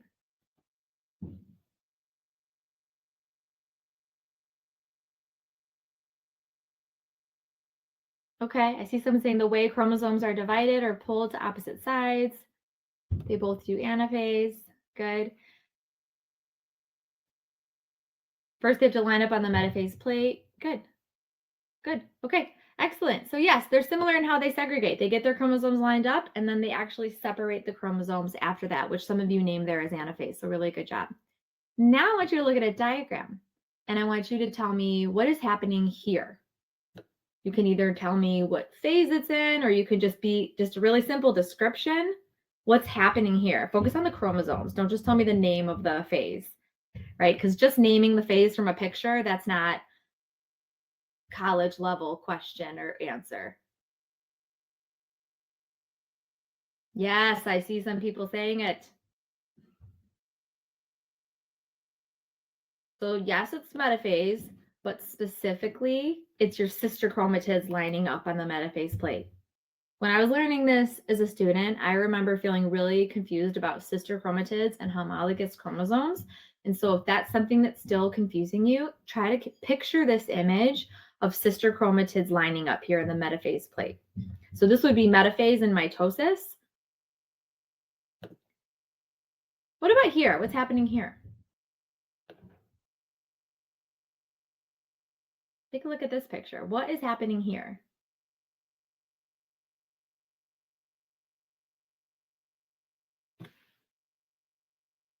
Ooh. Okay.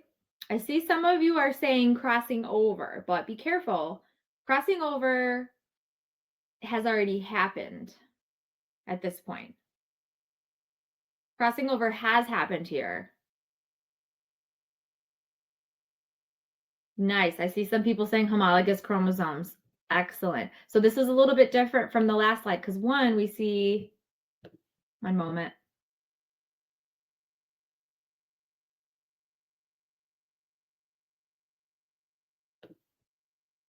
Sorry, technical difficulties.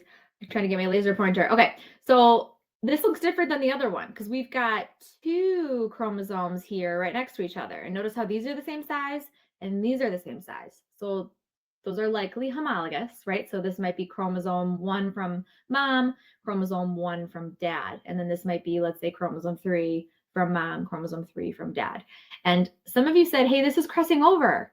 However, the crossing over has already happened. And I apologize if the red and blue are not showing up on your screen, but what we're seeing here is that this red chromosome, for example, has some blue fragments from this blue homologous pair. So chromosome crossing over has already happened.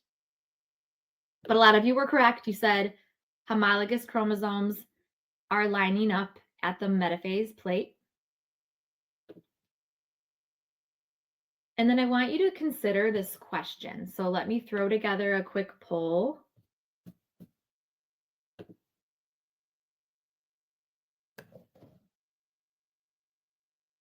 Read the question while I make the poll.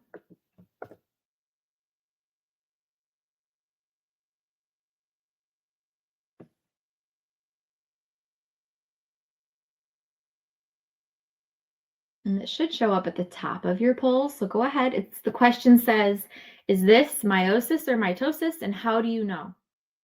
A says meiosis because there's no evidence of crossing over. B, meiosis because there is evidence of crossing over. And C, mitosis because homologous chromosomes are preparing to separate.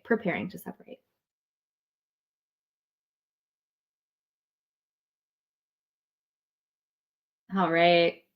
You are all amazing. Look at that, 99%, absolutely correct. Your answer is going to be B. And this isn't exactly, the length of a test question that you'd see tomorrow, but I did want to point something out. Notice how A and B are saying something very similar, but the difference is this word, right?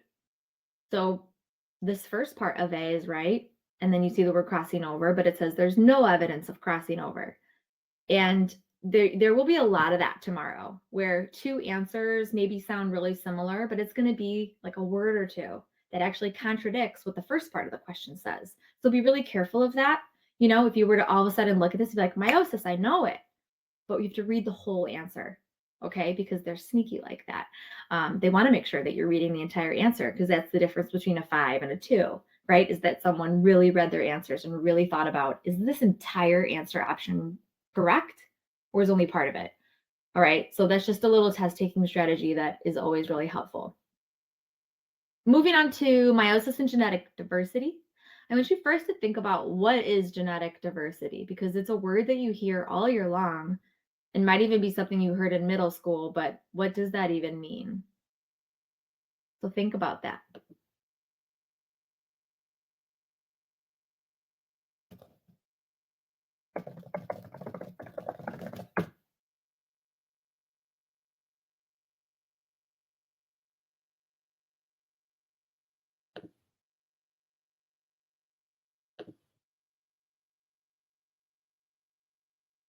Ooh, I like some of the answers I'm seeing.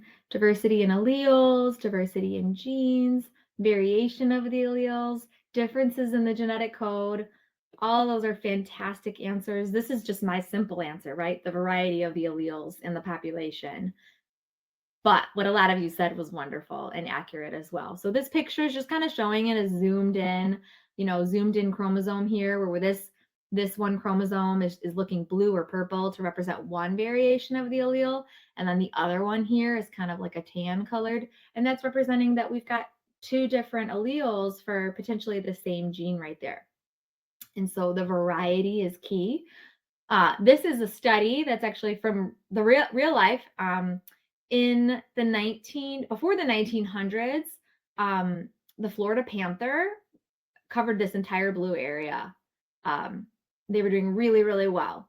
However, their habitat was restricted in the 1980s to this tiny little dot over here. And because of that, instead of having a wide variety of alleles, all of a sudden there was not much genetic diversity. And so I apologize again if you can't see the variation in color here, but this first original population, the variation is represented by 4 or 5 different colors. And so those different colors are a model of, there's a lot of different alleles, right?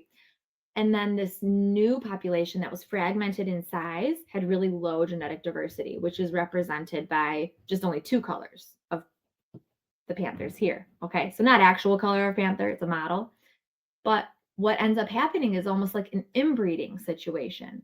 And if you've ever covered any kind of inbreeding situation where 2 really related individuals have offspring, that tends to lead to health issues or increased chance of mutation and chromosomal abnormalities.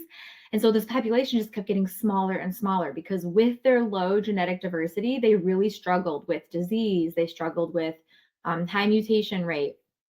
And what ended up happening was that they had same species of panthers that lived in Texas, and they actually brought them over to Florida to mate with the Florida panthers. And so now the genetic diversity increased greatly. And so it actually really saved that population, because eventually that could cause a complete decline and eventual endangered species extinction situation. So big story, you want a lot of genetic diversity. It's a good thing. Next thing I want you to think about, and you can either think about it, jot it down, or say in the chat, explain how the process of meiosis generates genetic diversity.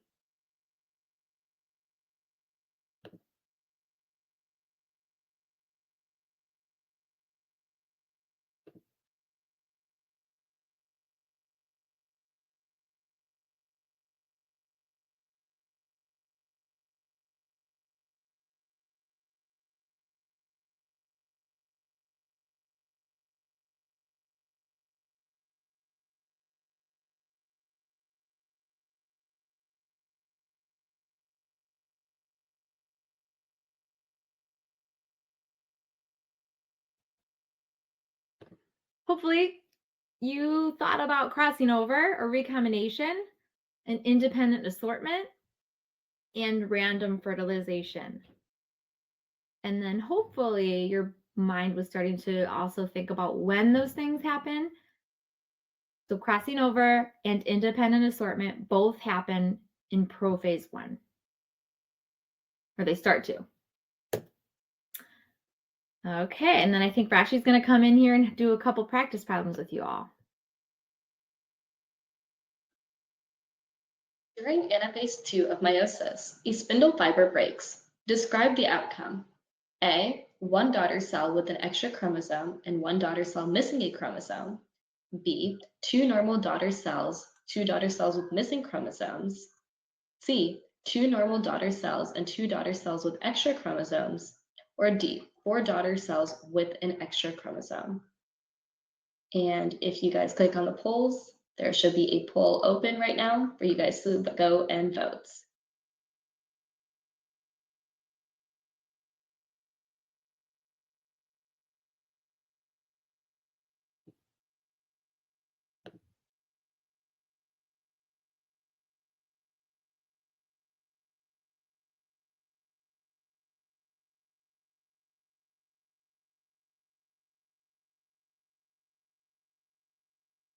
And it seems like the majority of people are saying A, one daughter cell with an extra chromosome and one daughter cell missing a chromosome. And that is in fact correct. Good job. All right, thank you. Also, I want to let everybody know that I edited some of these slides like an hour and a half ago because we had some changes happen. And so there is a typo because I was going too fast, like humans do sometimes. This is supposed to say metaphase. Sorry about that. So independent assortment happens during metaphase. It's when your homologous pairs line up. And if you need more help with that, go ahead and ask in the Q&A and we can try to make some time at the end. So sorry about that. Okay, one other thing I want to talk about before really moving into genetics is fertilization, because I think it's one of those terms that just gets thrown around and assume that everyone can explain it or describe it, but maybe failing to use the words that we're using in this class. So try to describe the process of fertilization, mentioning the following words: gametes, haploid, and diploid.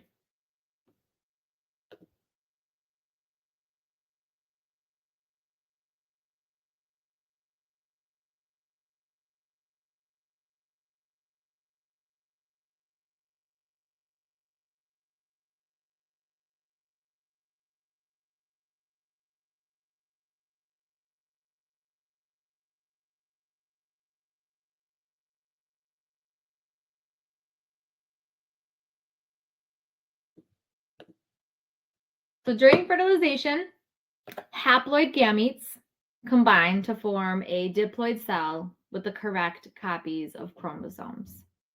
So it's a pretty simple explanation, but just sometimes throwing in those vocabulary words in something that makes sense can be a little bit difficult. So I tried to keep it concise to also model how you should answer your FRQs tomorrow.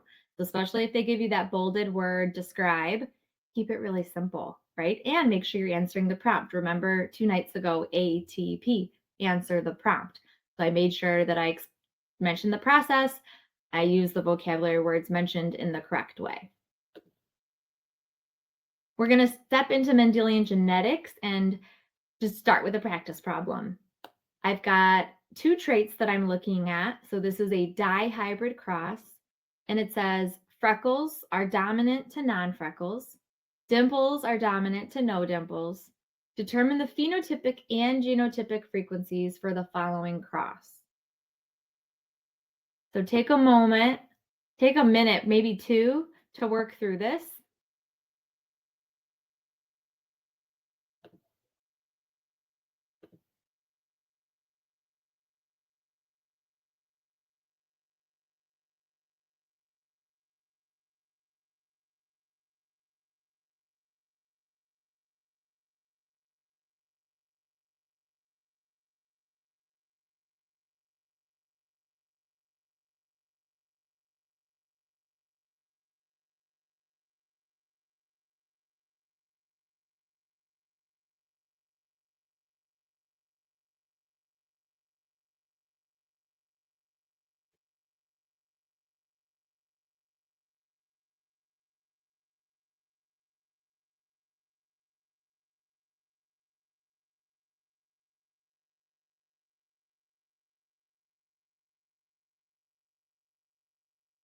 Okay, so I'm going to try something that I haven't tried yet on my computer. I'm going to see if I can write on my screen because sometimes that is most helpful.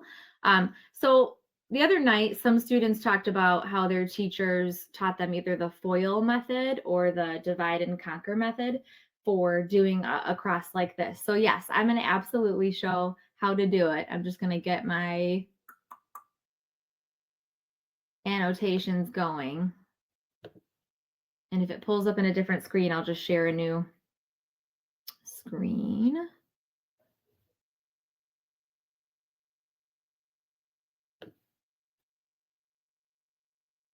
Hold on one second. Hold on. Sorry, I'm going to figure this out, I promise. Because I was really excited that I was able to do this for you all. Here. We're going to do 5 practice problems while I figure this out. How about that? And then you can listen to your song.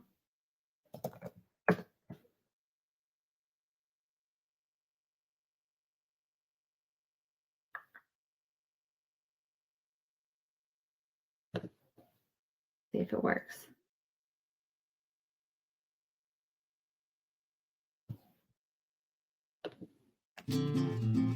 Put the link in the chat. There you go.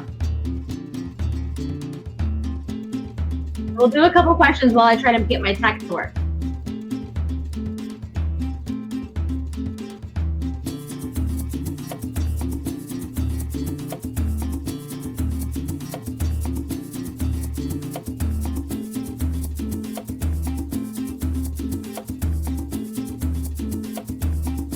You can answer the questions too.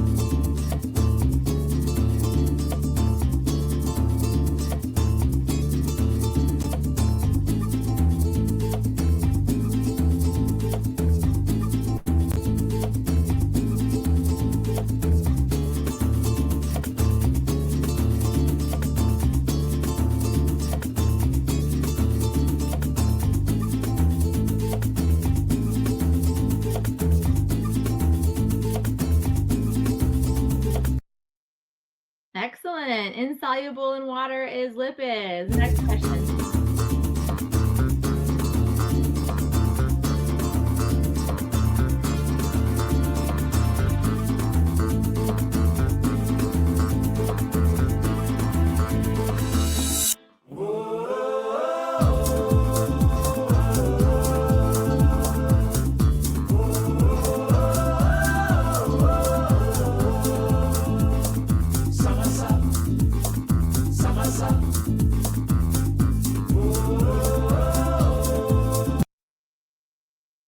Good job, ribosomes. Yes, they are conserved.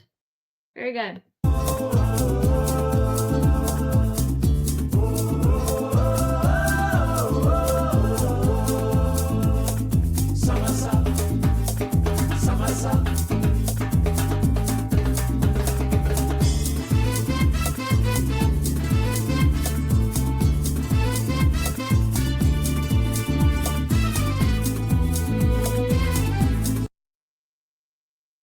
Good job. Enzymes are proteins, so they're made up of amino acids. Excellent.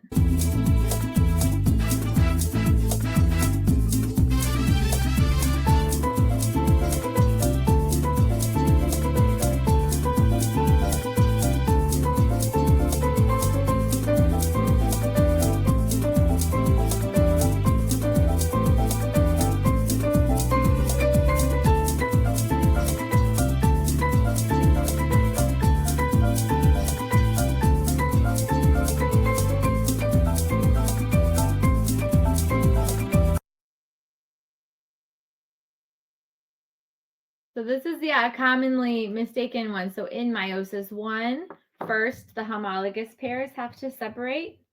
And then in meiosis 2, you get your sister chromatids to separate. So homologous pairs first, and then sister chromatids second. Last question.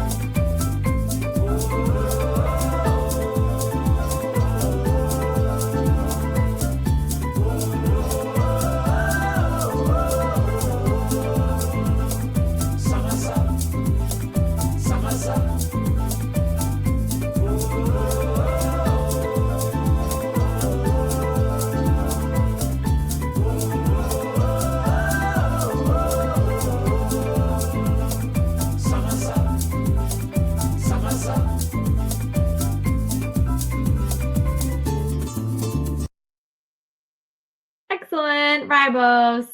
Great job, everybody. All right, I'm going to get rid of that. And we're going to pop back over to my screen. Whoopsie, I messed it up. But I have good news. I figured out my annotation thing, so I will be able to walk you through how to do this problem. So let's just wait a second to make sure that my screen pops up here for you. Loading. There we go.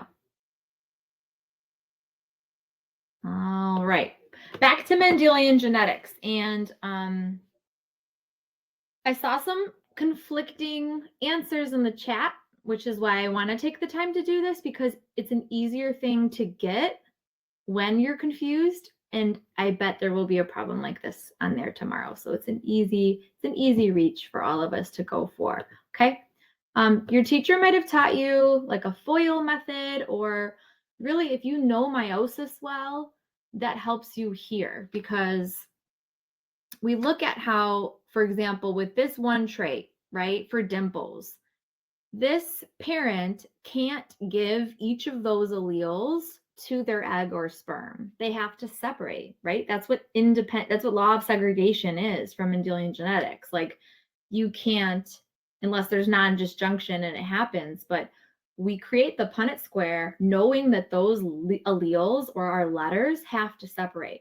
And so it's really just a matter of, if you think of foiling from math, you look at all your options. So I would look at, for example, how my dominant D could pair up with my dominant F, and it can also pair up with my recessive F. So just like how I said the dimple alleles have to separate, the freckle alleles have to separate. And we can put those two together because we're assuming that, that nothing is linked. Okay, so I'll write out my options here. So I have big D, big F, so dimples and freckles. And then we have the dimple allele, the no freckle allele. And then we look at our no dimple allele and how it could potentially be paired up with the freckles. And then it could also be paired up with the no freckles. So that would be from parent one. Those are going to be your allele options that could be given to the next generation. And then this other parent, they only have one of each allele. So you don't really need to FOIL because there's only one option. There's only going to be your recessive allele. Oh, that's a really bad deal. Sorry, is that an eraser? Nope. Yes, it is. Wonderful. So no dimples and no freckles are your other options there. And I apologize that this is going to be not the greatest Punnett square box. So I'm going to type the rest. All right. So then you put your alleles together and I say, okay, well, parent one and parent two, dominant, recessive. So those alleles drop down. And so that's one genotype possibility. The next one, and again, some of you are like, I know, just move on already. But again, let's be patient and let's be kind that this is something that can be helpful to a lot of people. And even if it's not helpful to you, that's okay. And you can just bear with us because that happens in life sometimes. You'll be in like a meeting for work or something like that. And you're like, oh my gosh, I learned about this a year ago, but some other people haven't. All right. I've got my genotypic layout here. I wouldn't even call these frequencies yet because I haven't put a number to them, right? So if the test is asking about genotypic frequencies, you'd have to list each of these separately and say, you know, I saw some people write 1 to 1 to 1 to 1, which is correct. Or you could write it as, you know, 25% chance of you know, this genotype, 25% of this, and so on and so forth. But now you want to think about what are the phenotypic frequencies, and you'd have to list those out specifically. Okay. So again, I'm going to use the text box just so that you don't have to look at my handwriting here. But what I would say is, you know, 25% would be dimples and freckles. So having both dominant traits. 25% would have dimples, no freckles. 25% would have no dimples with freckles. And 25% would be no dimples. Oops. No dimples, no freckles. Okay. How are you feeling? I'm going to make a quick poll. Did that help? Oopsie.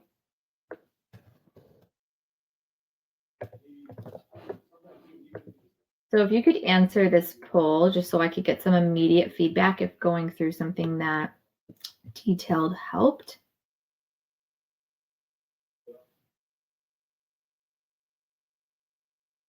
Oh, yay. I'm so happy. Can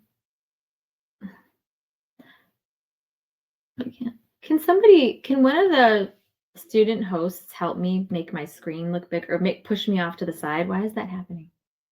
Well, thank you. I've 5 nights and I haven't figured this out. I'm so embarrassed. All right.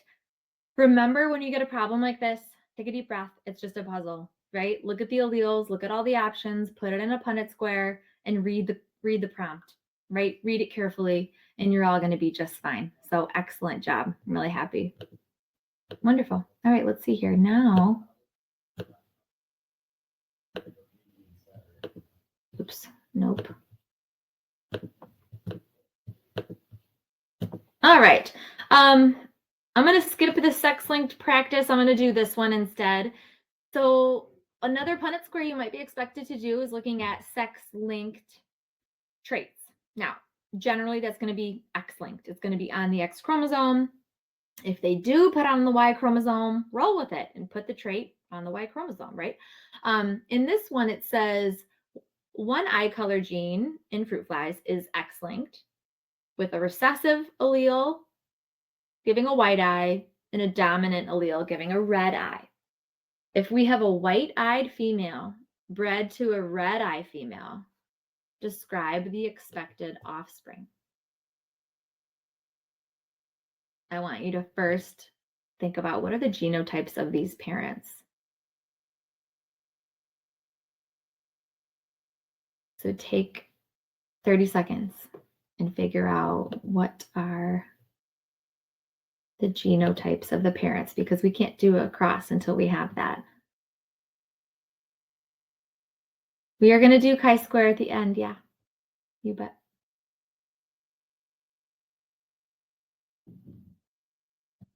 So while you're thinking about the genotypes, somebody asked, how can you tell if it's sex-linked from a pedigree? Generally, it's going to affect males more than females.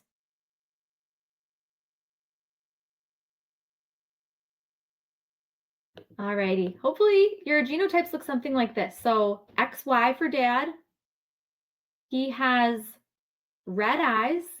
And so it gave you that right there, that it's capital R. Mom has white eyes. So she's XX with both recessive alleles attached. All right, so you want to set up your Punnett square. Go ahead and do your cross, and then figure out what the offspring ratios are.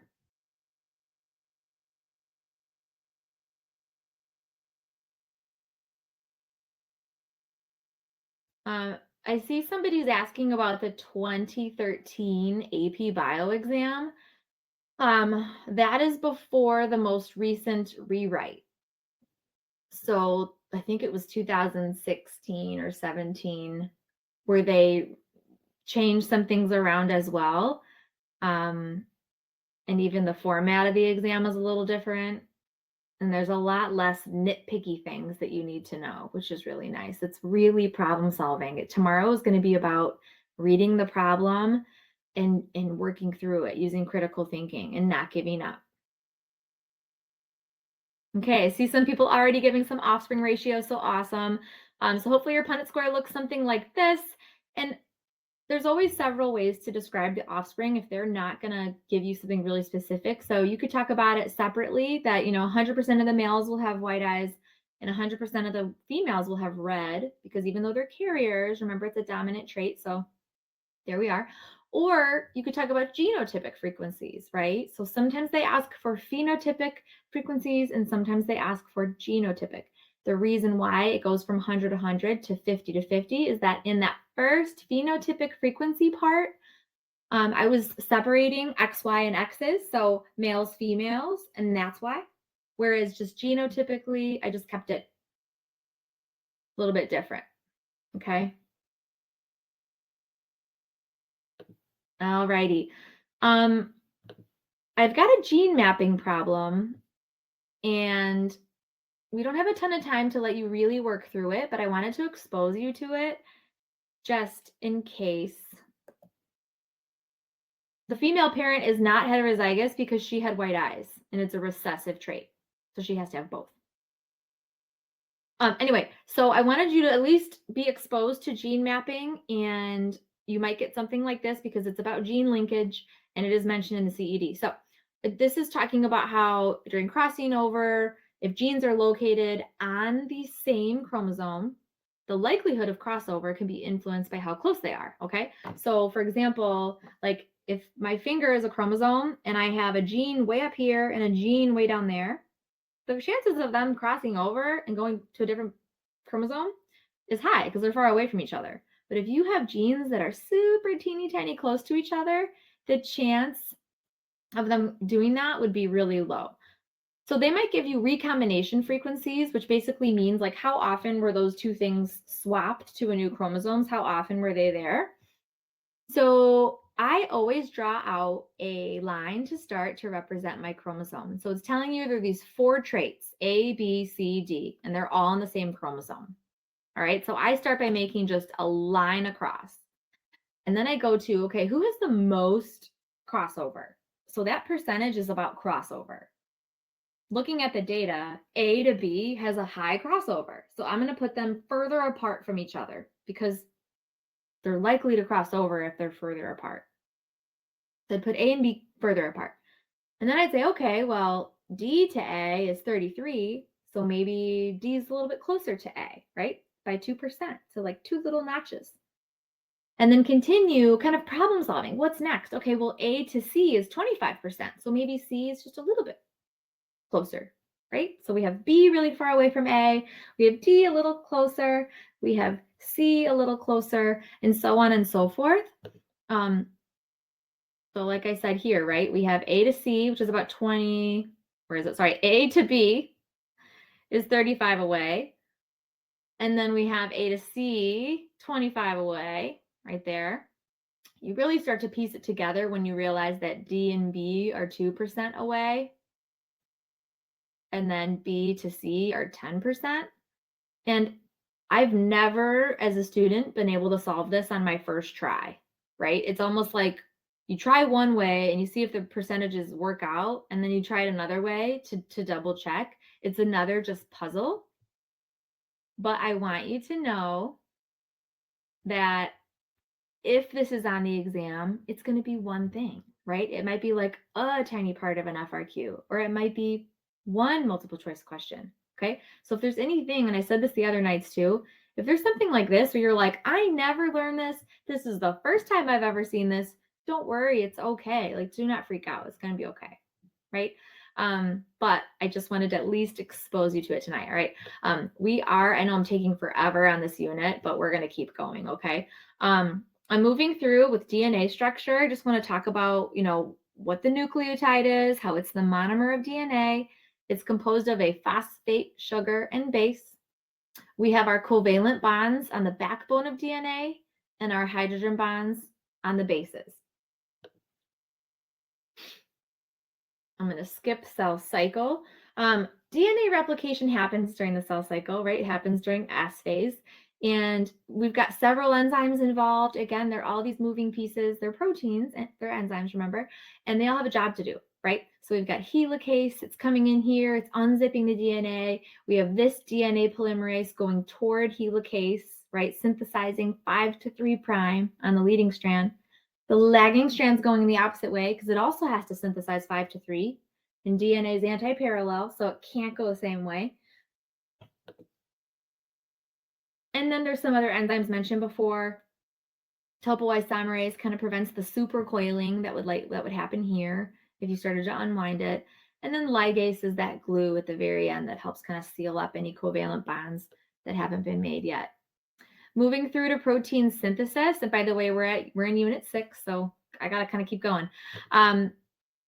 Protein synthesis is gene expression. It's transcription. It's translation.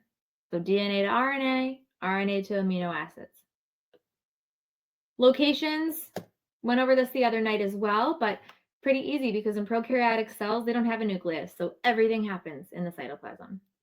And then the eukaryotic cells, remember you and I, our eukaryotic cells, we have nuclei and our DNA lives there. And so that's where transcription has to happen. Then the mRNA moves out to the cytoplasm to go to the ribosome. Looking here, if we zoomed in at transcription, we have RNA polymerase. It's moving in this direction, right? So it's looking at these nucleotides and it's going to give that complementary RNA nucleotide there. And I want to just talk about how does RNA polymerase know where to go, right? Like this is a gene, right? This gene is being transcribed, but like, how does this enzyme know where to go? So think about that. How does this enzyme know where to go?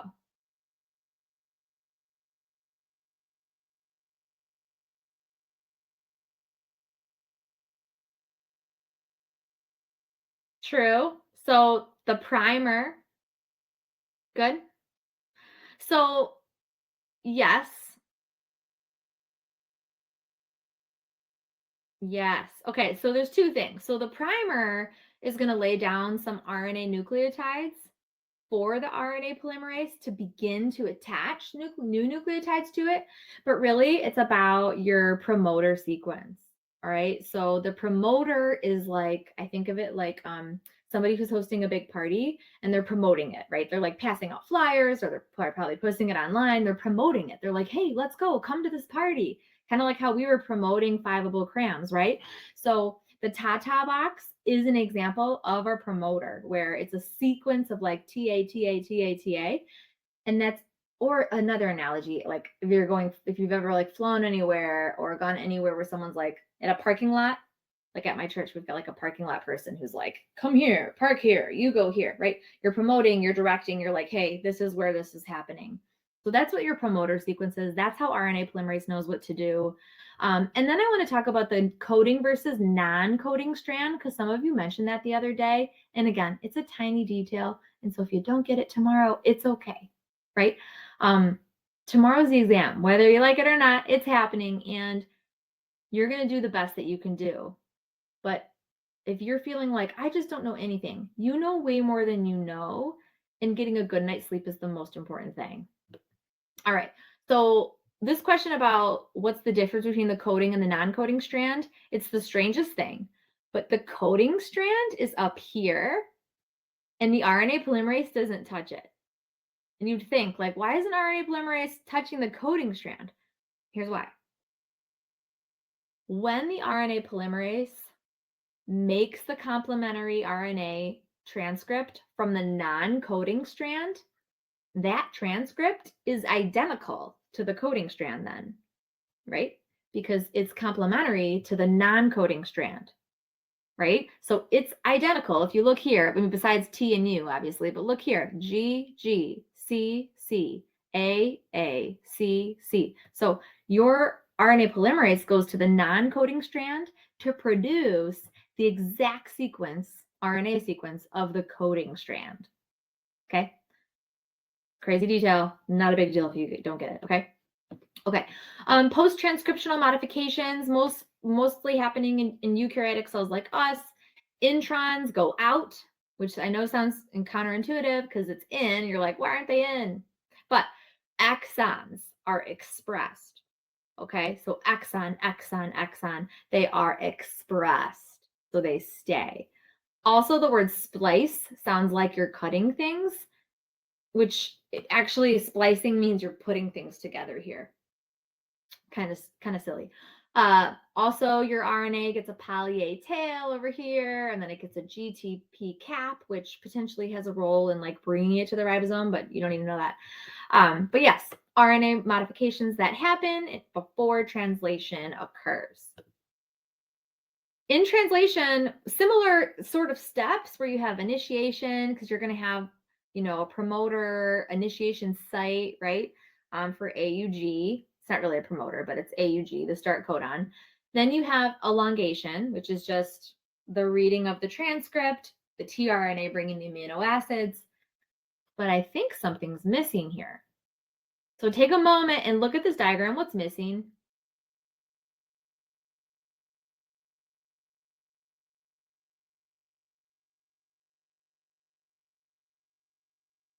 Ooh, I like someone's comment that introns are intruders and they need to be cut out.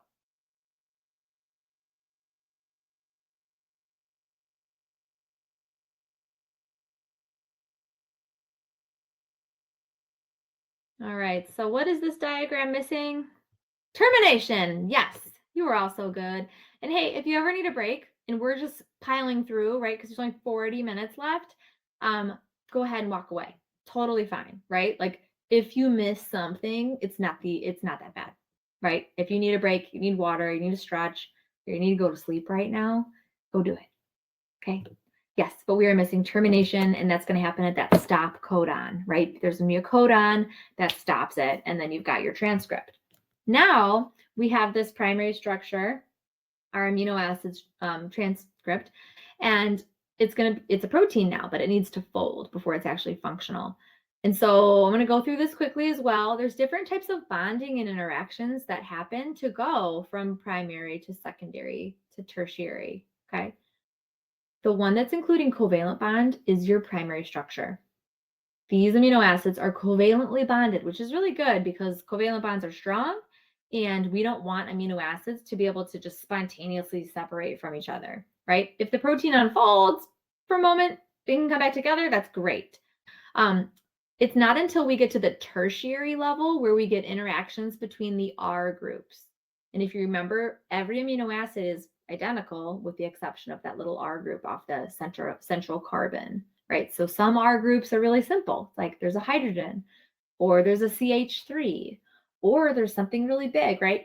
And depending on that R group, they might be hydrophobic, they might be hydrophilic, and based on that, they might be acidic or basic, positive, negative, right? So it's not until that tertiary level that R groups start to come together and interact to give you that functioning protein.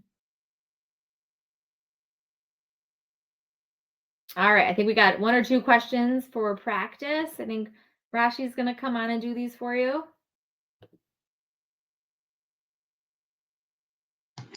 An mRNA transcript must be modified in order to survive outside of the nucleus.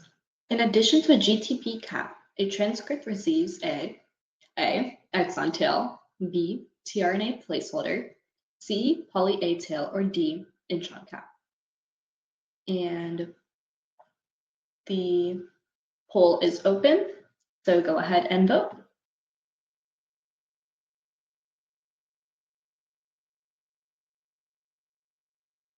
Okay, there's 100% votes for C. Good job, guys. That is correct. And then a third concept check. A bacterium picks up a floating piece of DNA in its environment. This is called A, conjugation, B, transcription, C, transformation, or D, transduction. And the poll is open right now, so go ahead and vote.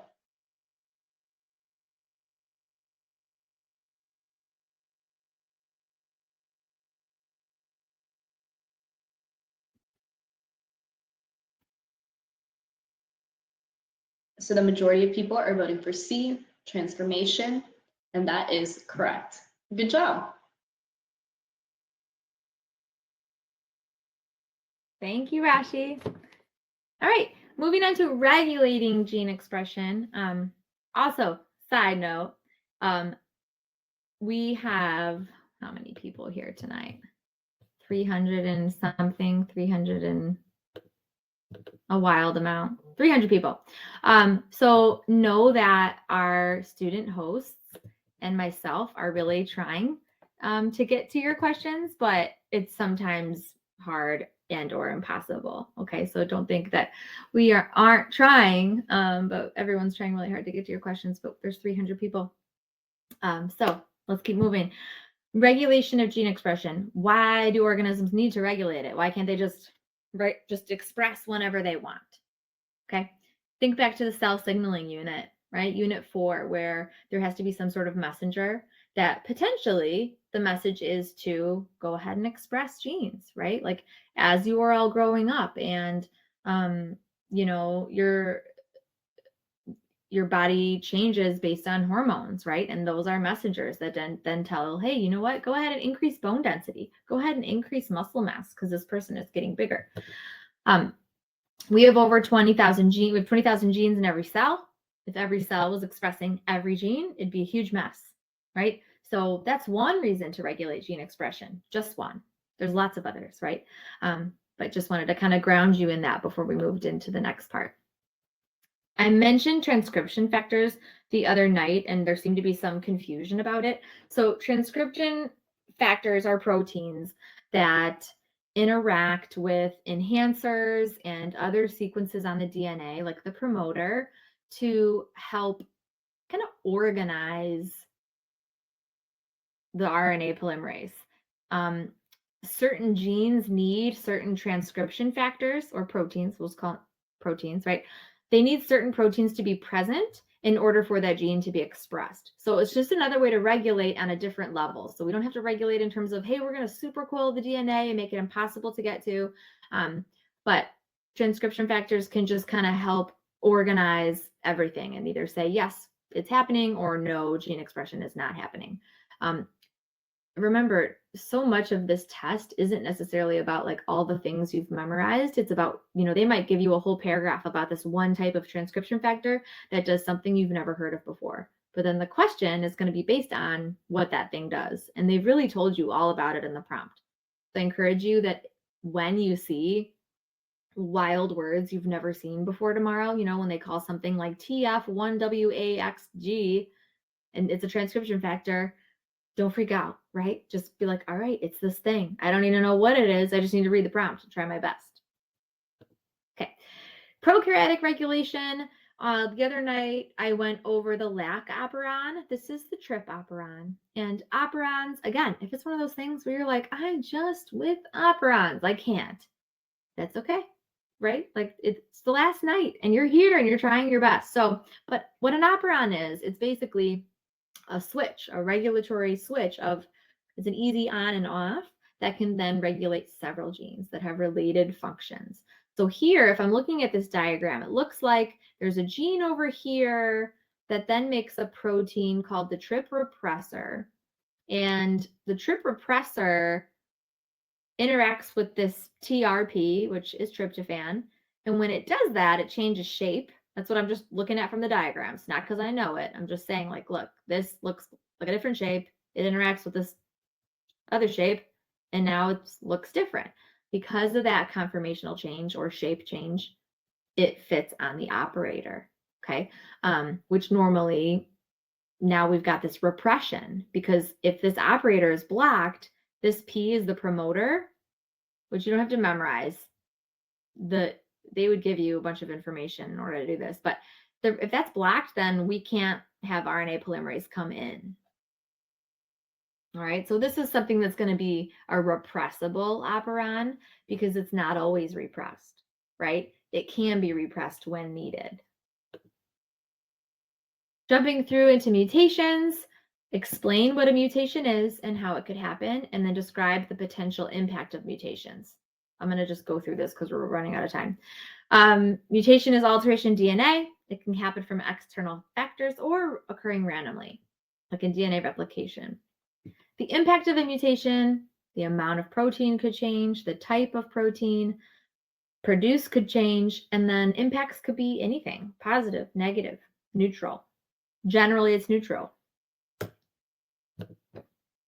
Could alter the phenotype, but generally it's neutral. Unit 7, we're going to do this in like 10 minutes, maybe, yeah, 12. We know Darwin, right? Came up or figured out natural selection. It's this mechanism for evolution. If you were to have to tell a story about an organism using natural selection as your guide, you would want your story to include that there was some sort of variation in population, right?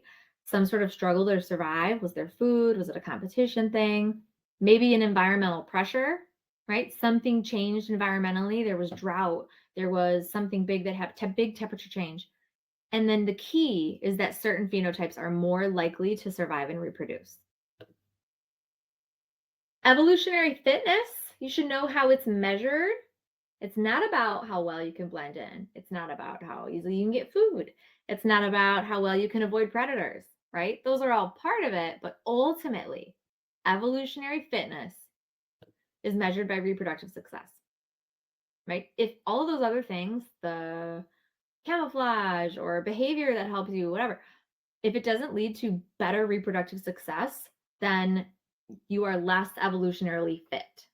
Okay, evolutionary fitness has to do with reproductive success. Are your genes being passed on to the next generation? Speciation, a new species, or what is a species? It's a group that can interbreed, produce viable, fertile offspring, which means viable just means alive. Are they alive, right? Fertile means they can also have offspring.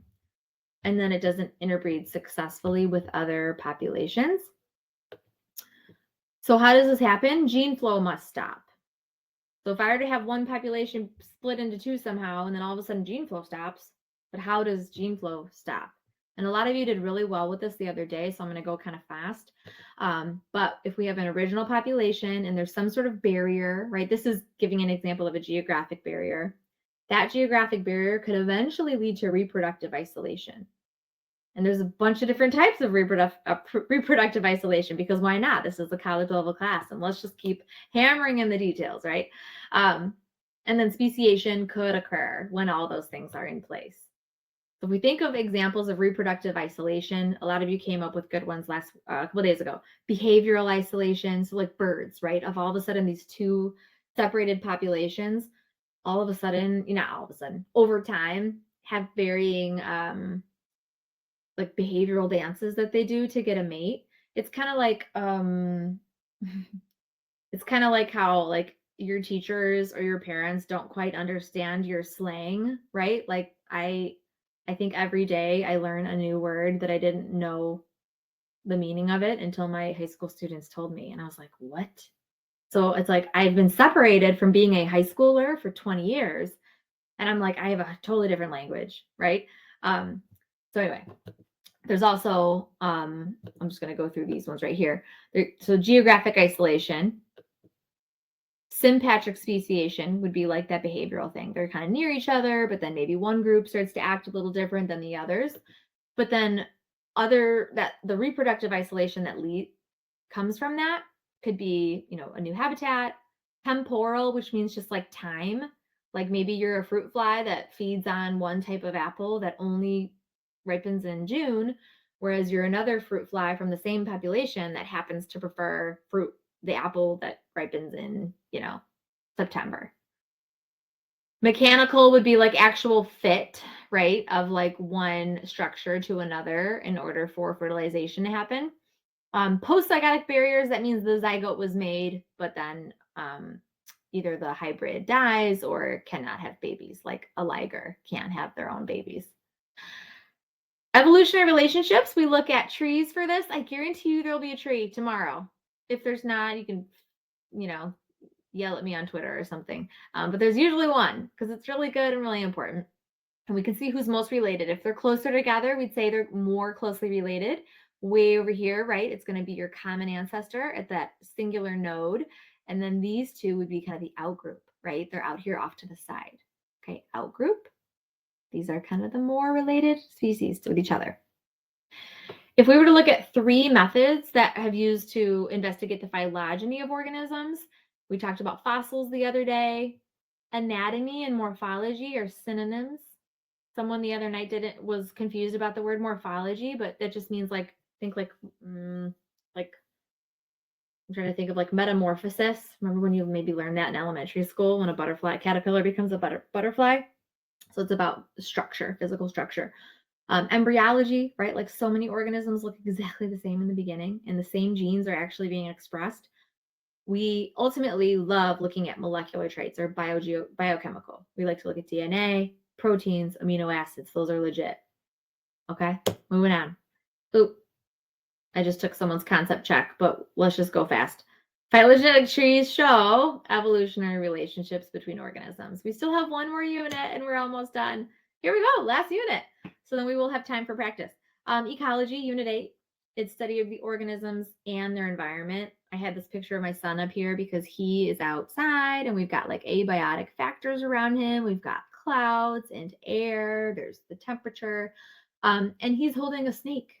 Right there's its little head. And he's outside, he's interacting with his environment, right? He's stepping on leaves and he's maybe stepping on ants and insects. He's picking up snakes that also have mice in their belly. And he's interacting with it, right?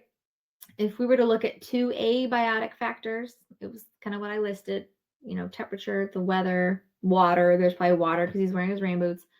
Biotic factors, those would be the living things, right? So it'll be the worms under his feet. It would be the snake and the mouse.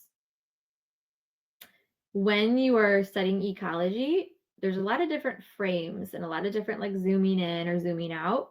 So you can look at things from the population level, which would be like, hey, I have a population of elephants. Oops. And then the next level up would be community, because it'd be like, hey, we've got elephants and we've got lions. How are they interacting? Let's watch. Let's study. Then the next level is ecosystem. Okay. Ecosystem is going to be all the living things plus the non-living things. So population, community, ecosystem, biosphere. It's kind of like, if you think about it alphabetically, it's backwards from smallest to biggest. So P, C, E, B, like backwards. Hopefully that helps. Right.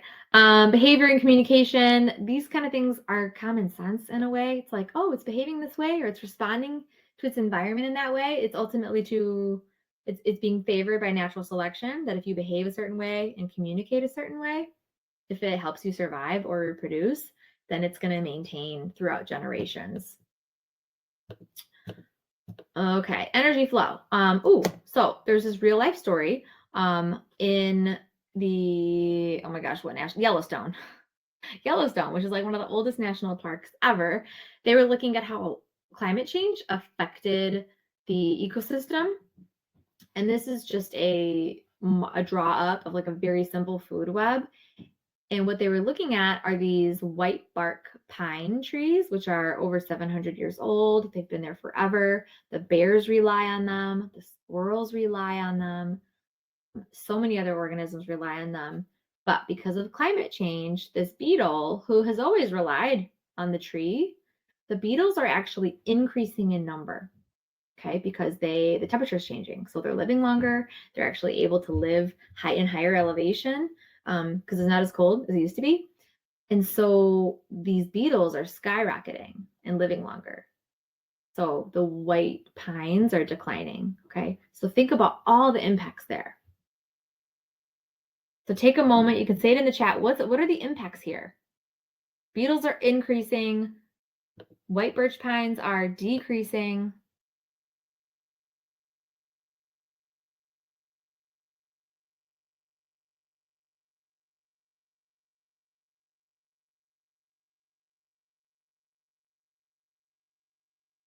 This would be a really good example of a question you could see on the test. They'd give you some story, some background about what's happening, and then you'd have to make sense of it, right? Predict what's the impact, what's going to happen, right?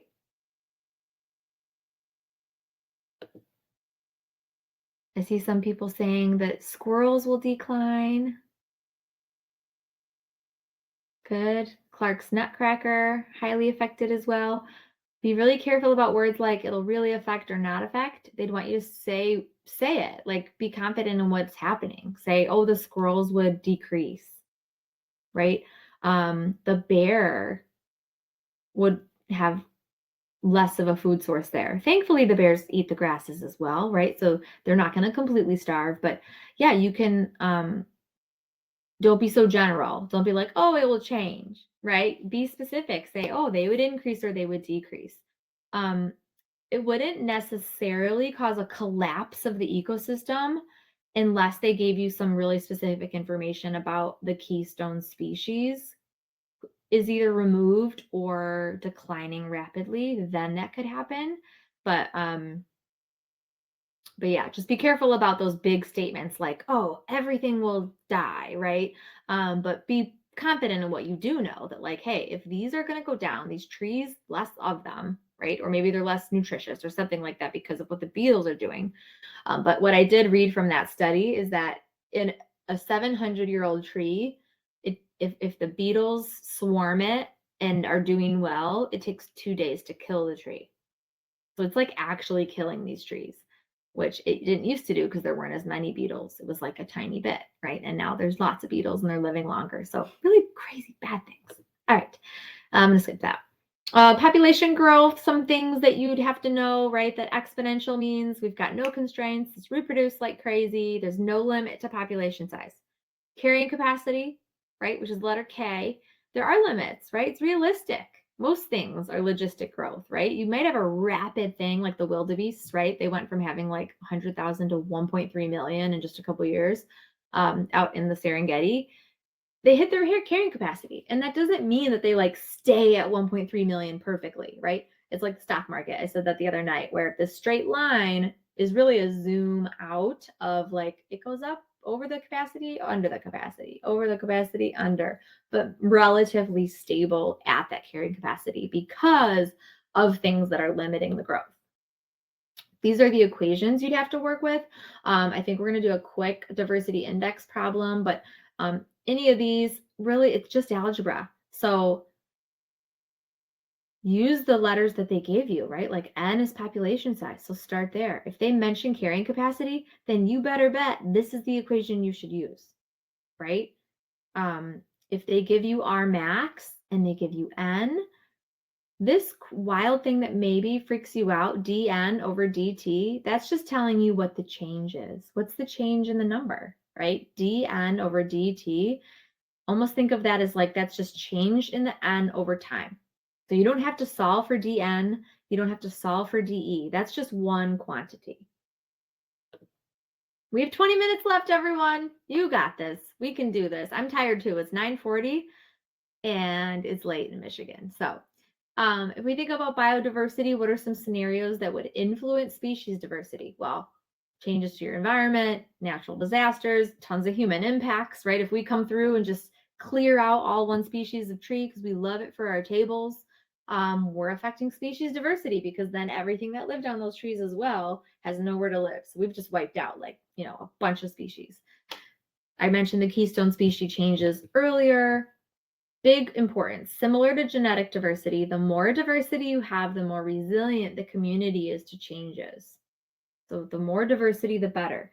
When you calculate it, I'm going to go back here. When you calculate diversity, the closer you are to 1, the more diverse you are. Okay. I just wanted to show you some real research because this is also just this kind of stuff comes up and you're like, I don't really know anything about this. I've never heard about it. Well, that's their testing, right? They want to see, can you look through a study and give me some information? So this is from Data Nuggets. I don't know if your teacher ever uses it, but I love it. It's out of Michigan State University, and they basically like summarize real research in a way that works for high school classrooms. There's this caterpillar that throws its poop. It's called frass. Frass is its poop. It throws its poop like 2 meters away. It's wild. And so that they're thinking that it's eliminating like this cue that might tell enemies that, hey, there's poop, which means there's probably a living thing nearby. So these caterpillars don't roam around like most do. They make shelters. And so if they didn't throw their poop, they would just be surrounded by their poop. And all these different wasps would be able to smell it and find them. It'd be like an easy target. It's like when you're playing hide and seek with a little kid and they're like, come find me. And you're right there. You're like, oh, you shouldn't have said, you know what I'm saying? So the caterpillar's not throwing their poop. Maybe something, maybe they'd get killed.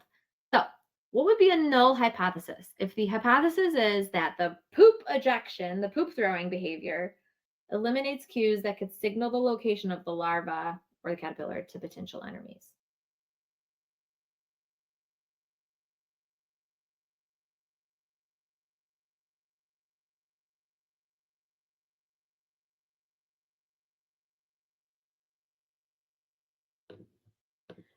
Null hypothesis could be that frass ejection behavior does not signal larvae location, or just something more simple that there's no relationship between frass ejection behavior and predation. For your null hypothesis, you're just stating the opposite of what the hypothesis is, right? That there is going to be no relationship or there's no connection between the two things that the scientist is saying there could be. All right, so this is the real data from the study. And basically they measured the percent visits made by the wasps and the percent time on the shelter and the leaf. So two things they were measuring, which is your dependent variable, so it's measured. And the two things they're comparing is a shelter comparing beads, which is actually their control because it was just like a bead that didn't smell. It was actual plastic bead. It looked like same size as the frass, but doesn't smell like it. And then they had shelters containing frass. So they're comparing two buckets of data, right? They're not doing like a time thing. They're not doing a sequence of temperatures, right? They're comparing two separate things, two buckets. So think about what graph would you do? I already gave you the dependent variable, so that's what's going on the y-axis, but what would your x-axis look like here?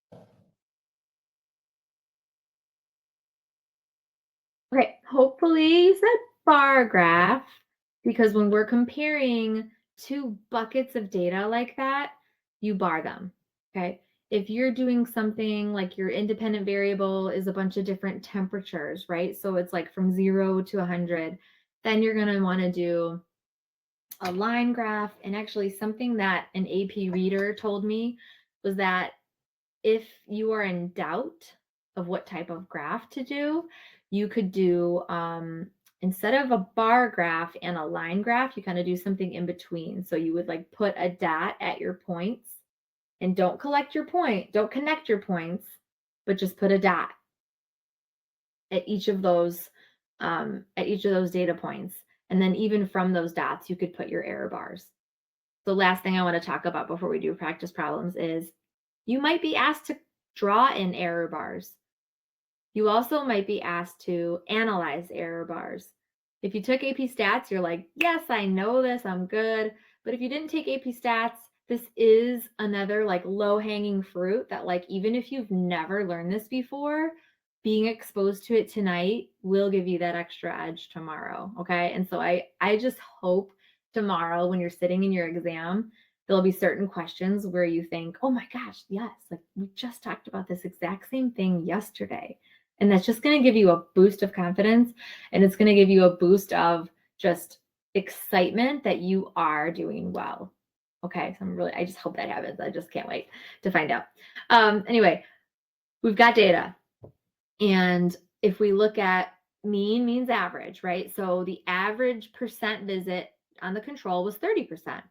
The average for the actual poop shelter, right? They put poop near the shelter. Those were a lot of visits, almost 70%.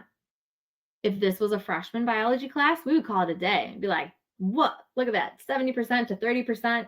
Obviously, there's a significant difference between the two.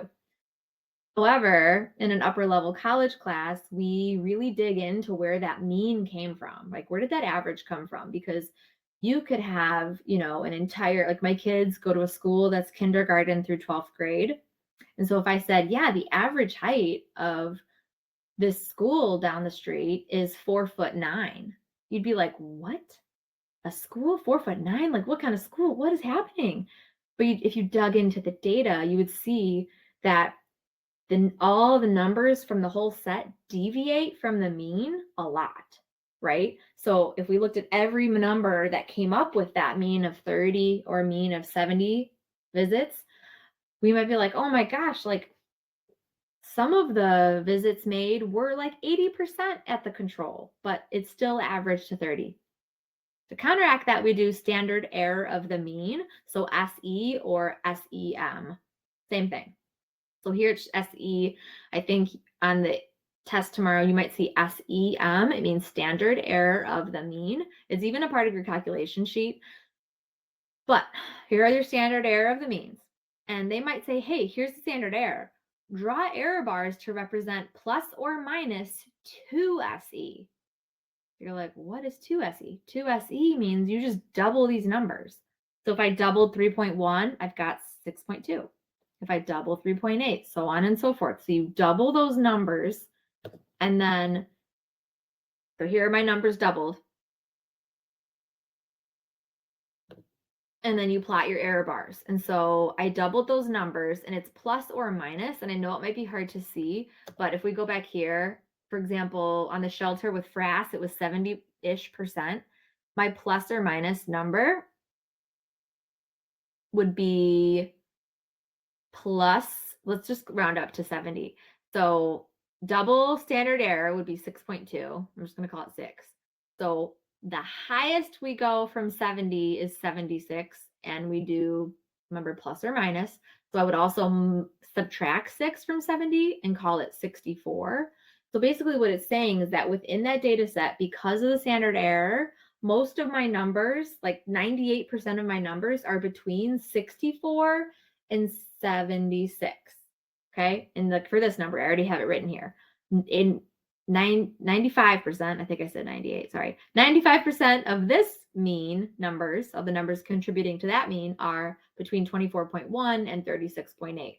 So basically you would go to where that mean is, that 30, and you would draw your line down to 24 and then up to 36. And that's where these lines are coming from. Okay, so it drew it up to whatever number it was and down to. So that's why it's plus or minus those numbers. Okay. In this case, our error bars are not overlapping, right? Like if I were to draw the actual bar, it's showing that it's statistically significant, that like clearly the shelters containing the frass were a huge signal to the wasps that something was living there. And that's exactly what the hypothesis was.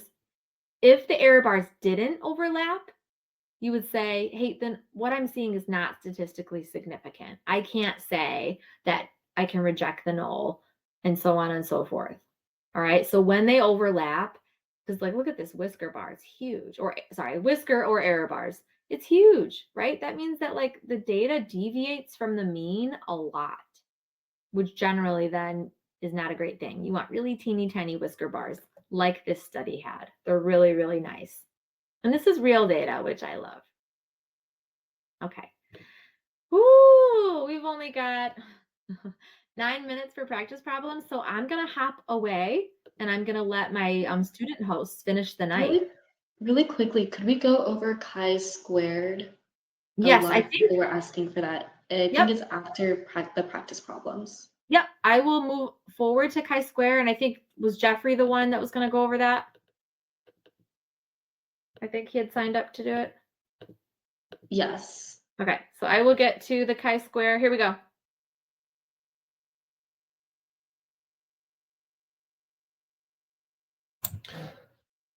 Okay, I guess I'll take it.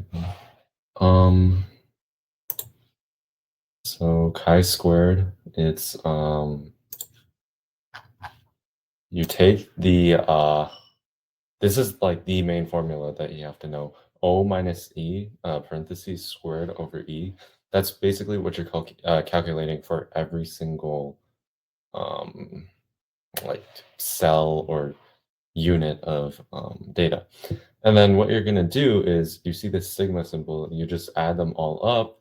And then because the standardized, I guess you can say, the standardized p-value for AP Bio is 0.05, you take that.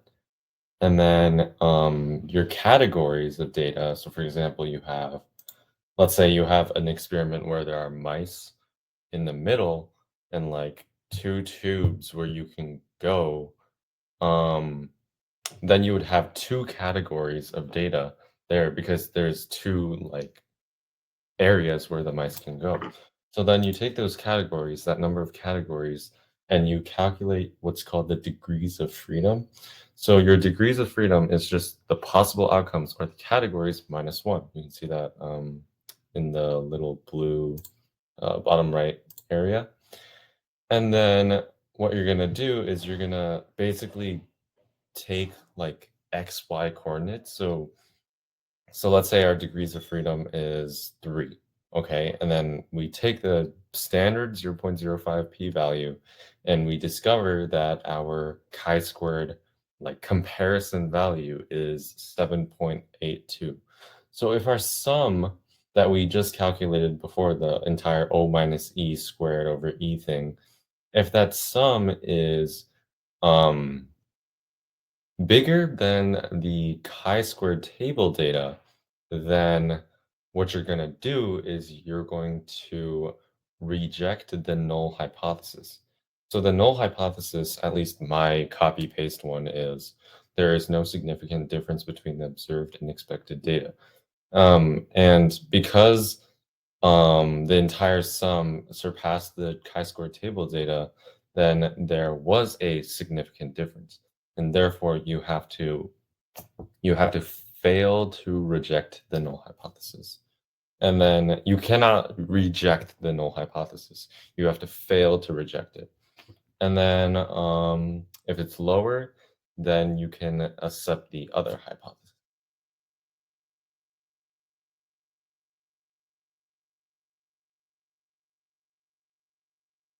That was an incredibly hasty explanation, but yeah, that's kind of just how it works. Thanks, Jeffrey. I appreciate that. Yeah.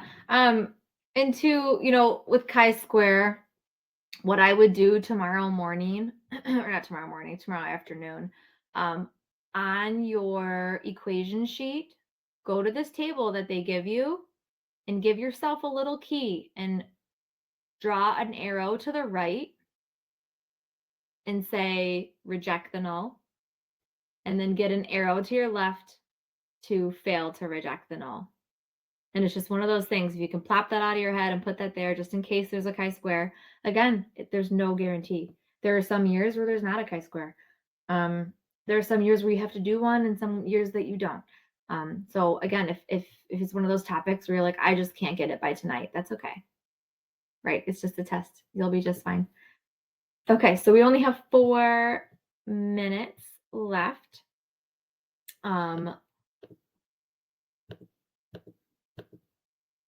Let's see here. Rashi, do you want to come in and choose one question, or do we want to just do our final remarks?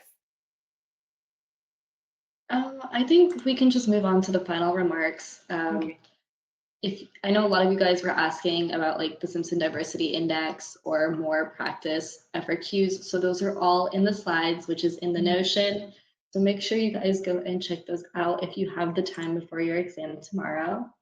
And then we can move on to the next slide. So exam details. The exam is Wednesday, May 10th at your local 12 p.m. time. Please show up on time at least 15 minutes before this exam begins so that you're not stressed out. You have plenty of time to sit down and take a moment just to relax. The other day, my sister was like, oh yeah, I think it was her AP Computer Science Principles exam. She was like, it begins at 1 p.m. It did not. It began at noon, and I'm really happy we double checked that because that would have been really bad. So please make sure you show up on time. The content AP Bio exam covers 8 units. Those have all been listed below, and it's a 3-hour exam. You do get a break in between, so bring a snack, bring a water bottle, and make sure you aren't sleep deprived. Mm-hmm. The exam layout, so if you didn't know already, there's 60 multiple choice, individual questions and question sets where it's like A and a B question, and 6 free response questions. 2 of them are long, 8 to 10 points each, and 4 short, 4 points each. You'll have 90 minutes for both sections. So again, make sure you bring a watch and allocate your time properly so that you're not spending too long on a specific question.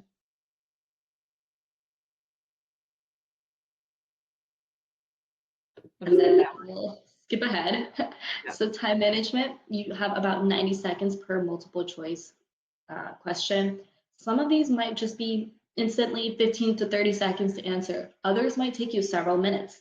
So make sure you aren't wasting time. And for your FRQ, you'll have about 20 minutes for each long FRQ, 10 minutes for each short one, and 10 minutes to account just for reading the various passages. What to bring? This is the most important part. Make sure you have a calculator. It's a 4-function calculator, scientific or graphing, that cannot connect to the internet. Please review the AP College Board allowed calculators. Bring a pen, a blue or black ballpoint pen. Gel pens are not recommended, and a pencil for the multiple choice section. And bring extras. Make sure your calculator is charged. Bring any extra batteries if you need to, and especially bring extra pencils that have been sharpened properly. A tip, please use your best handwriting skills tomorrow. I know you guys will be in a rush, but if your reader cannot read your answers, they can't score them. So handwriting quality comes before getting all the answers in this case. And some final remarks for the last minute. We are so proud of you guys for showing up for the last 5 days, 3 hours each day. We've all accumulatively been studying for 15 hours, which is insane. And I know you guys have been putting in a lot more effort on your own. You guys will be able to crush this exam tomorrow. I have full faith in you. I've seen the way you guys answer each other's questions in the chat, immediately jumping in to help people or solidifying the concept if they don't understand it, which is so nice to see. Thank you all so much for being so helpful to each other. But please make sure you sleep properly tonight and have a healthy breakfast tomorrow. Your mental health comes first, and no matter what score you receive on your AP exam, we are so proud of you for putting in the hard work and the determination to show up here every day and study with us. Please make sure to also take the AP Bio Night 5 survey. It's linked in the green chat box, and Jeffrey also drops it in the chat. And thank you guys so much for joining and for doing this AP Bio CRAM with us. And as always, follow @ThinkFiveable on social media. Thank you so much, Rashi. Everybody, we don't even have time for questions, but you're good. Go to bed. Eat something good in the morning. And we just thank you all so much for your participation and for your effort and your positivity. You all just were so great. I really enjoyed it. And just best of luck tomorrow. You're gonna do right.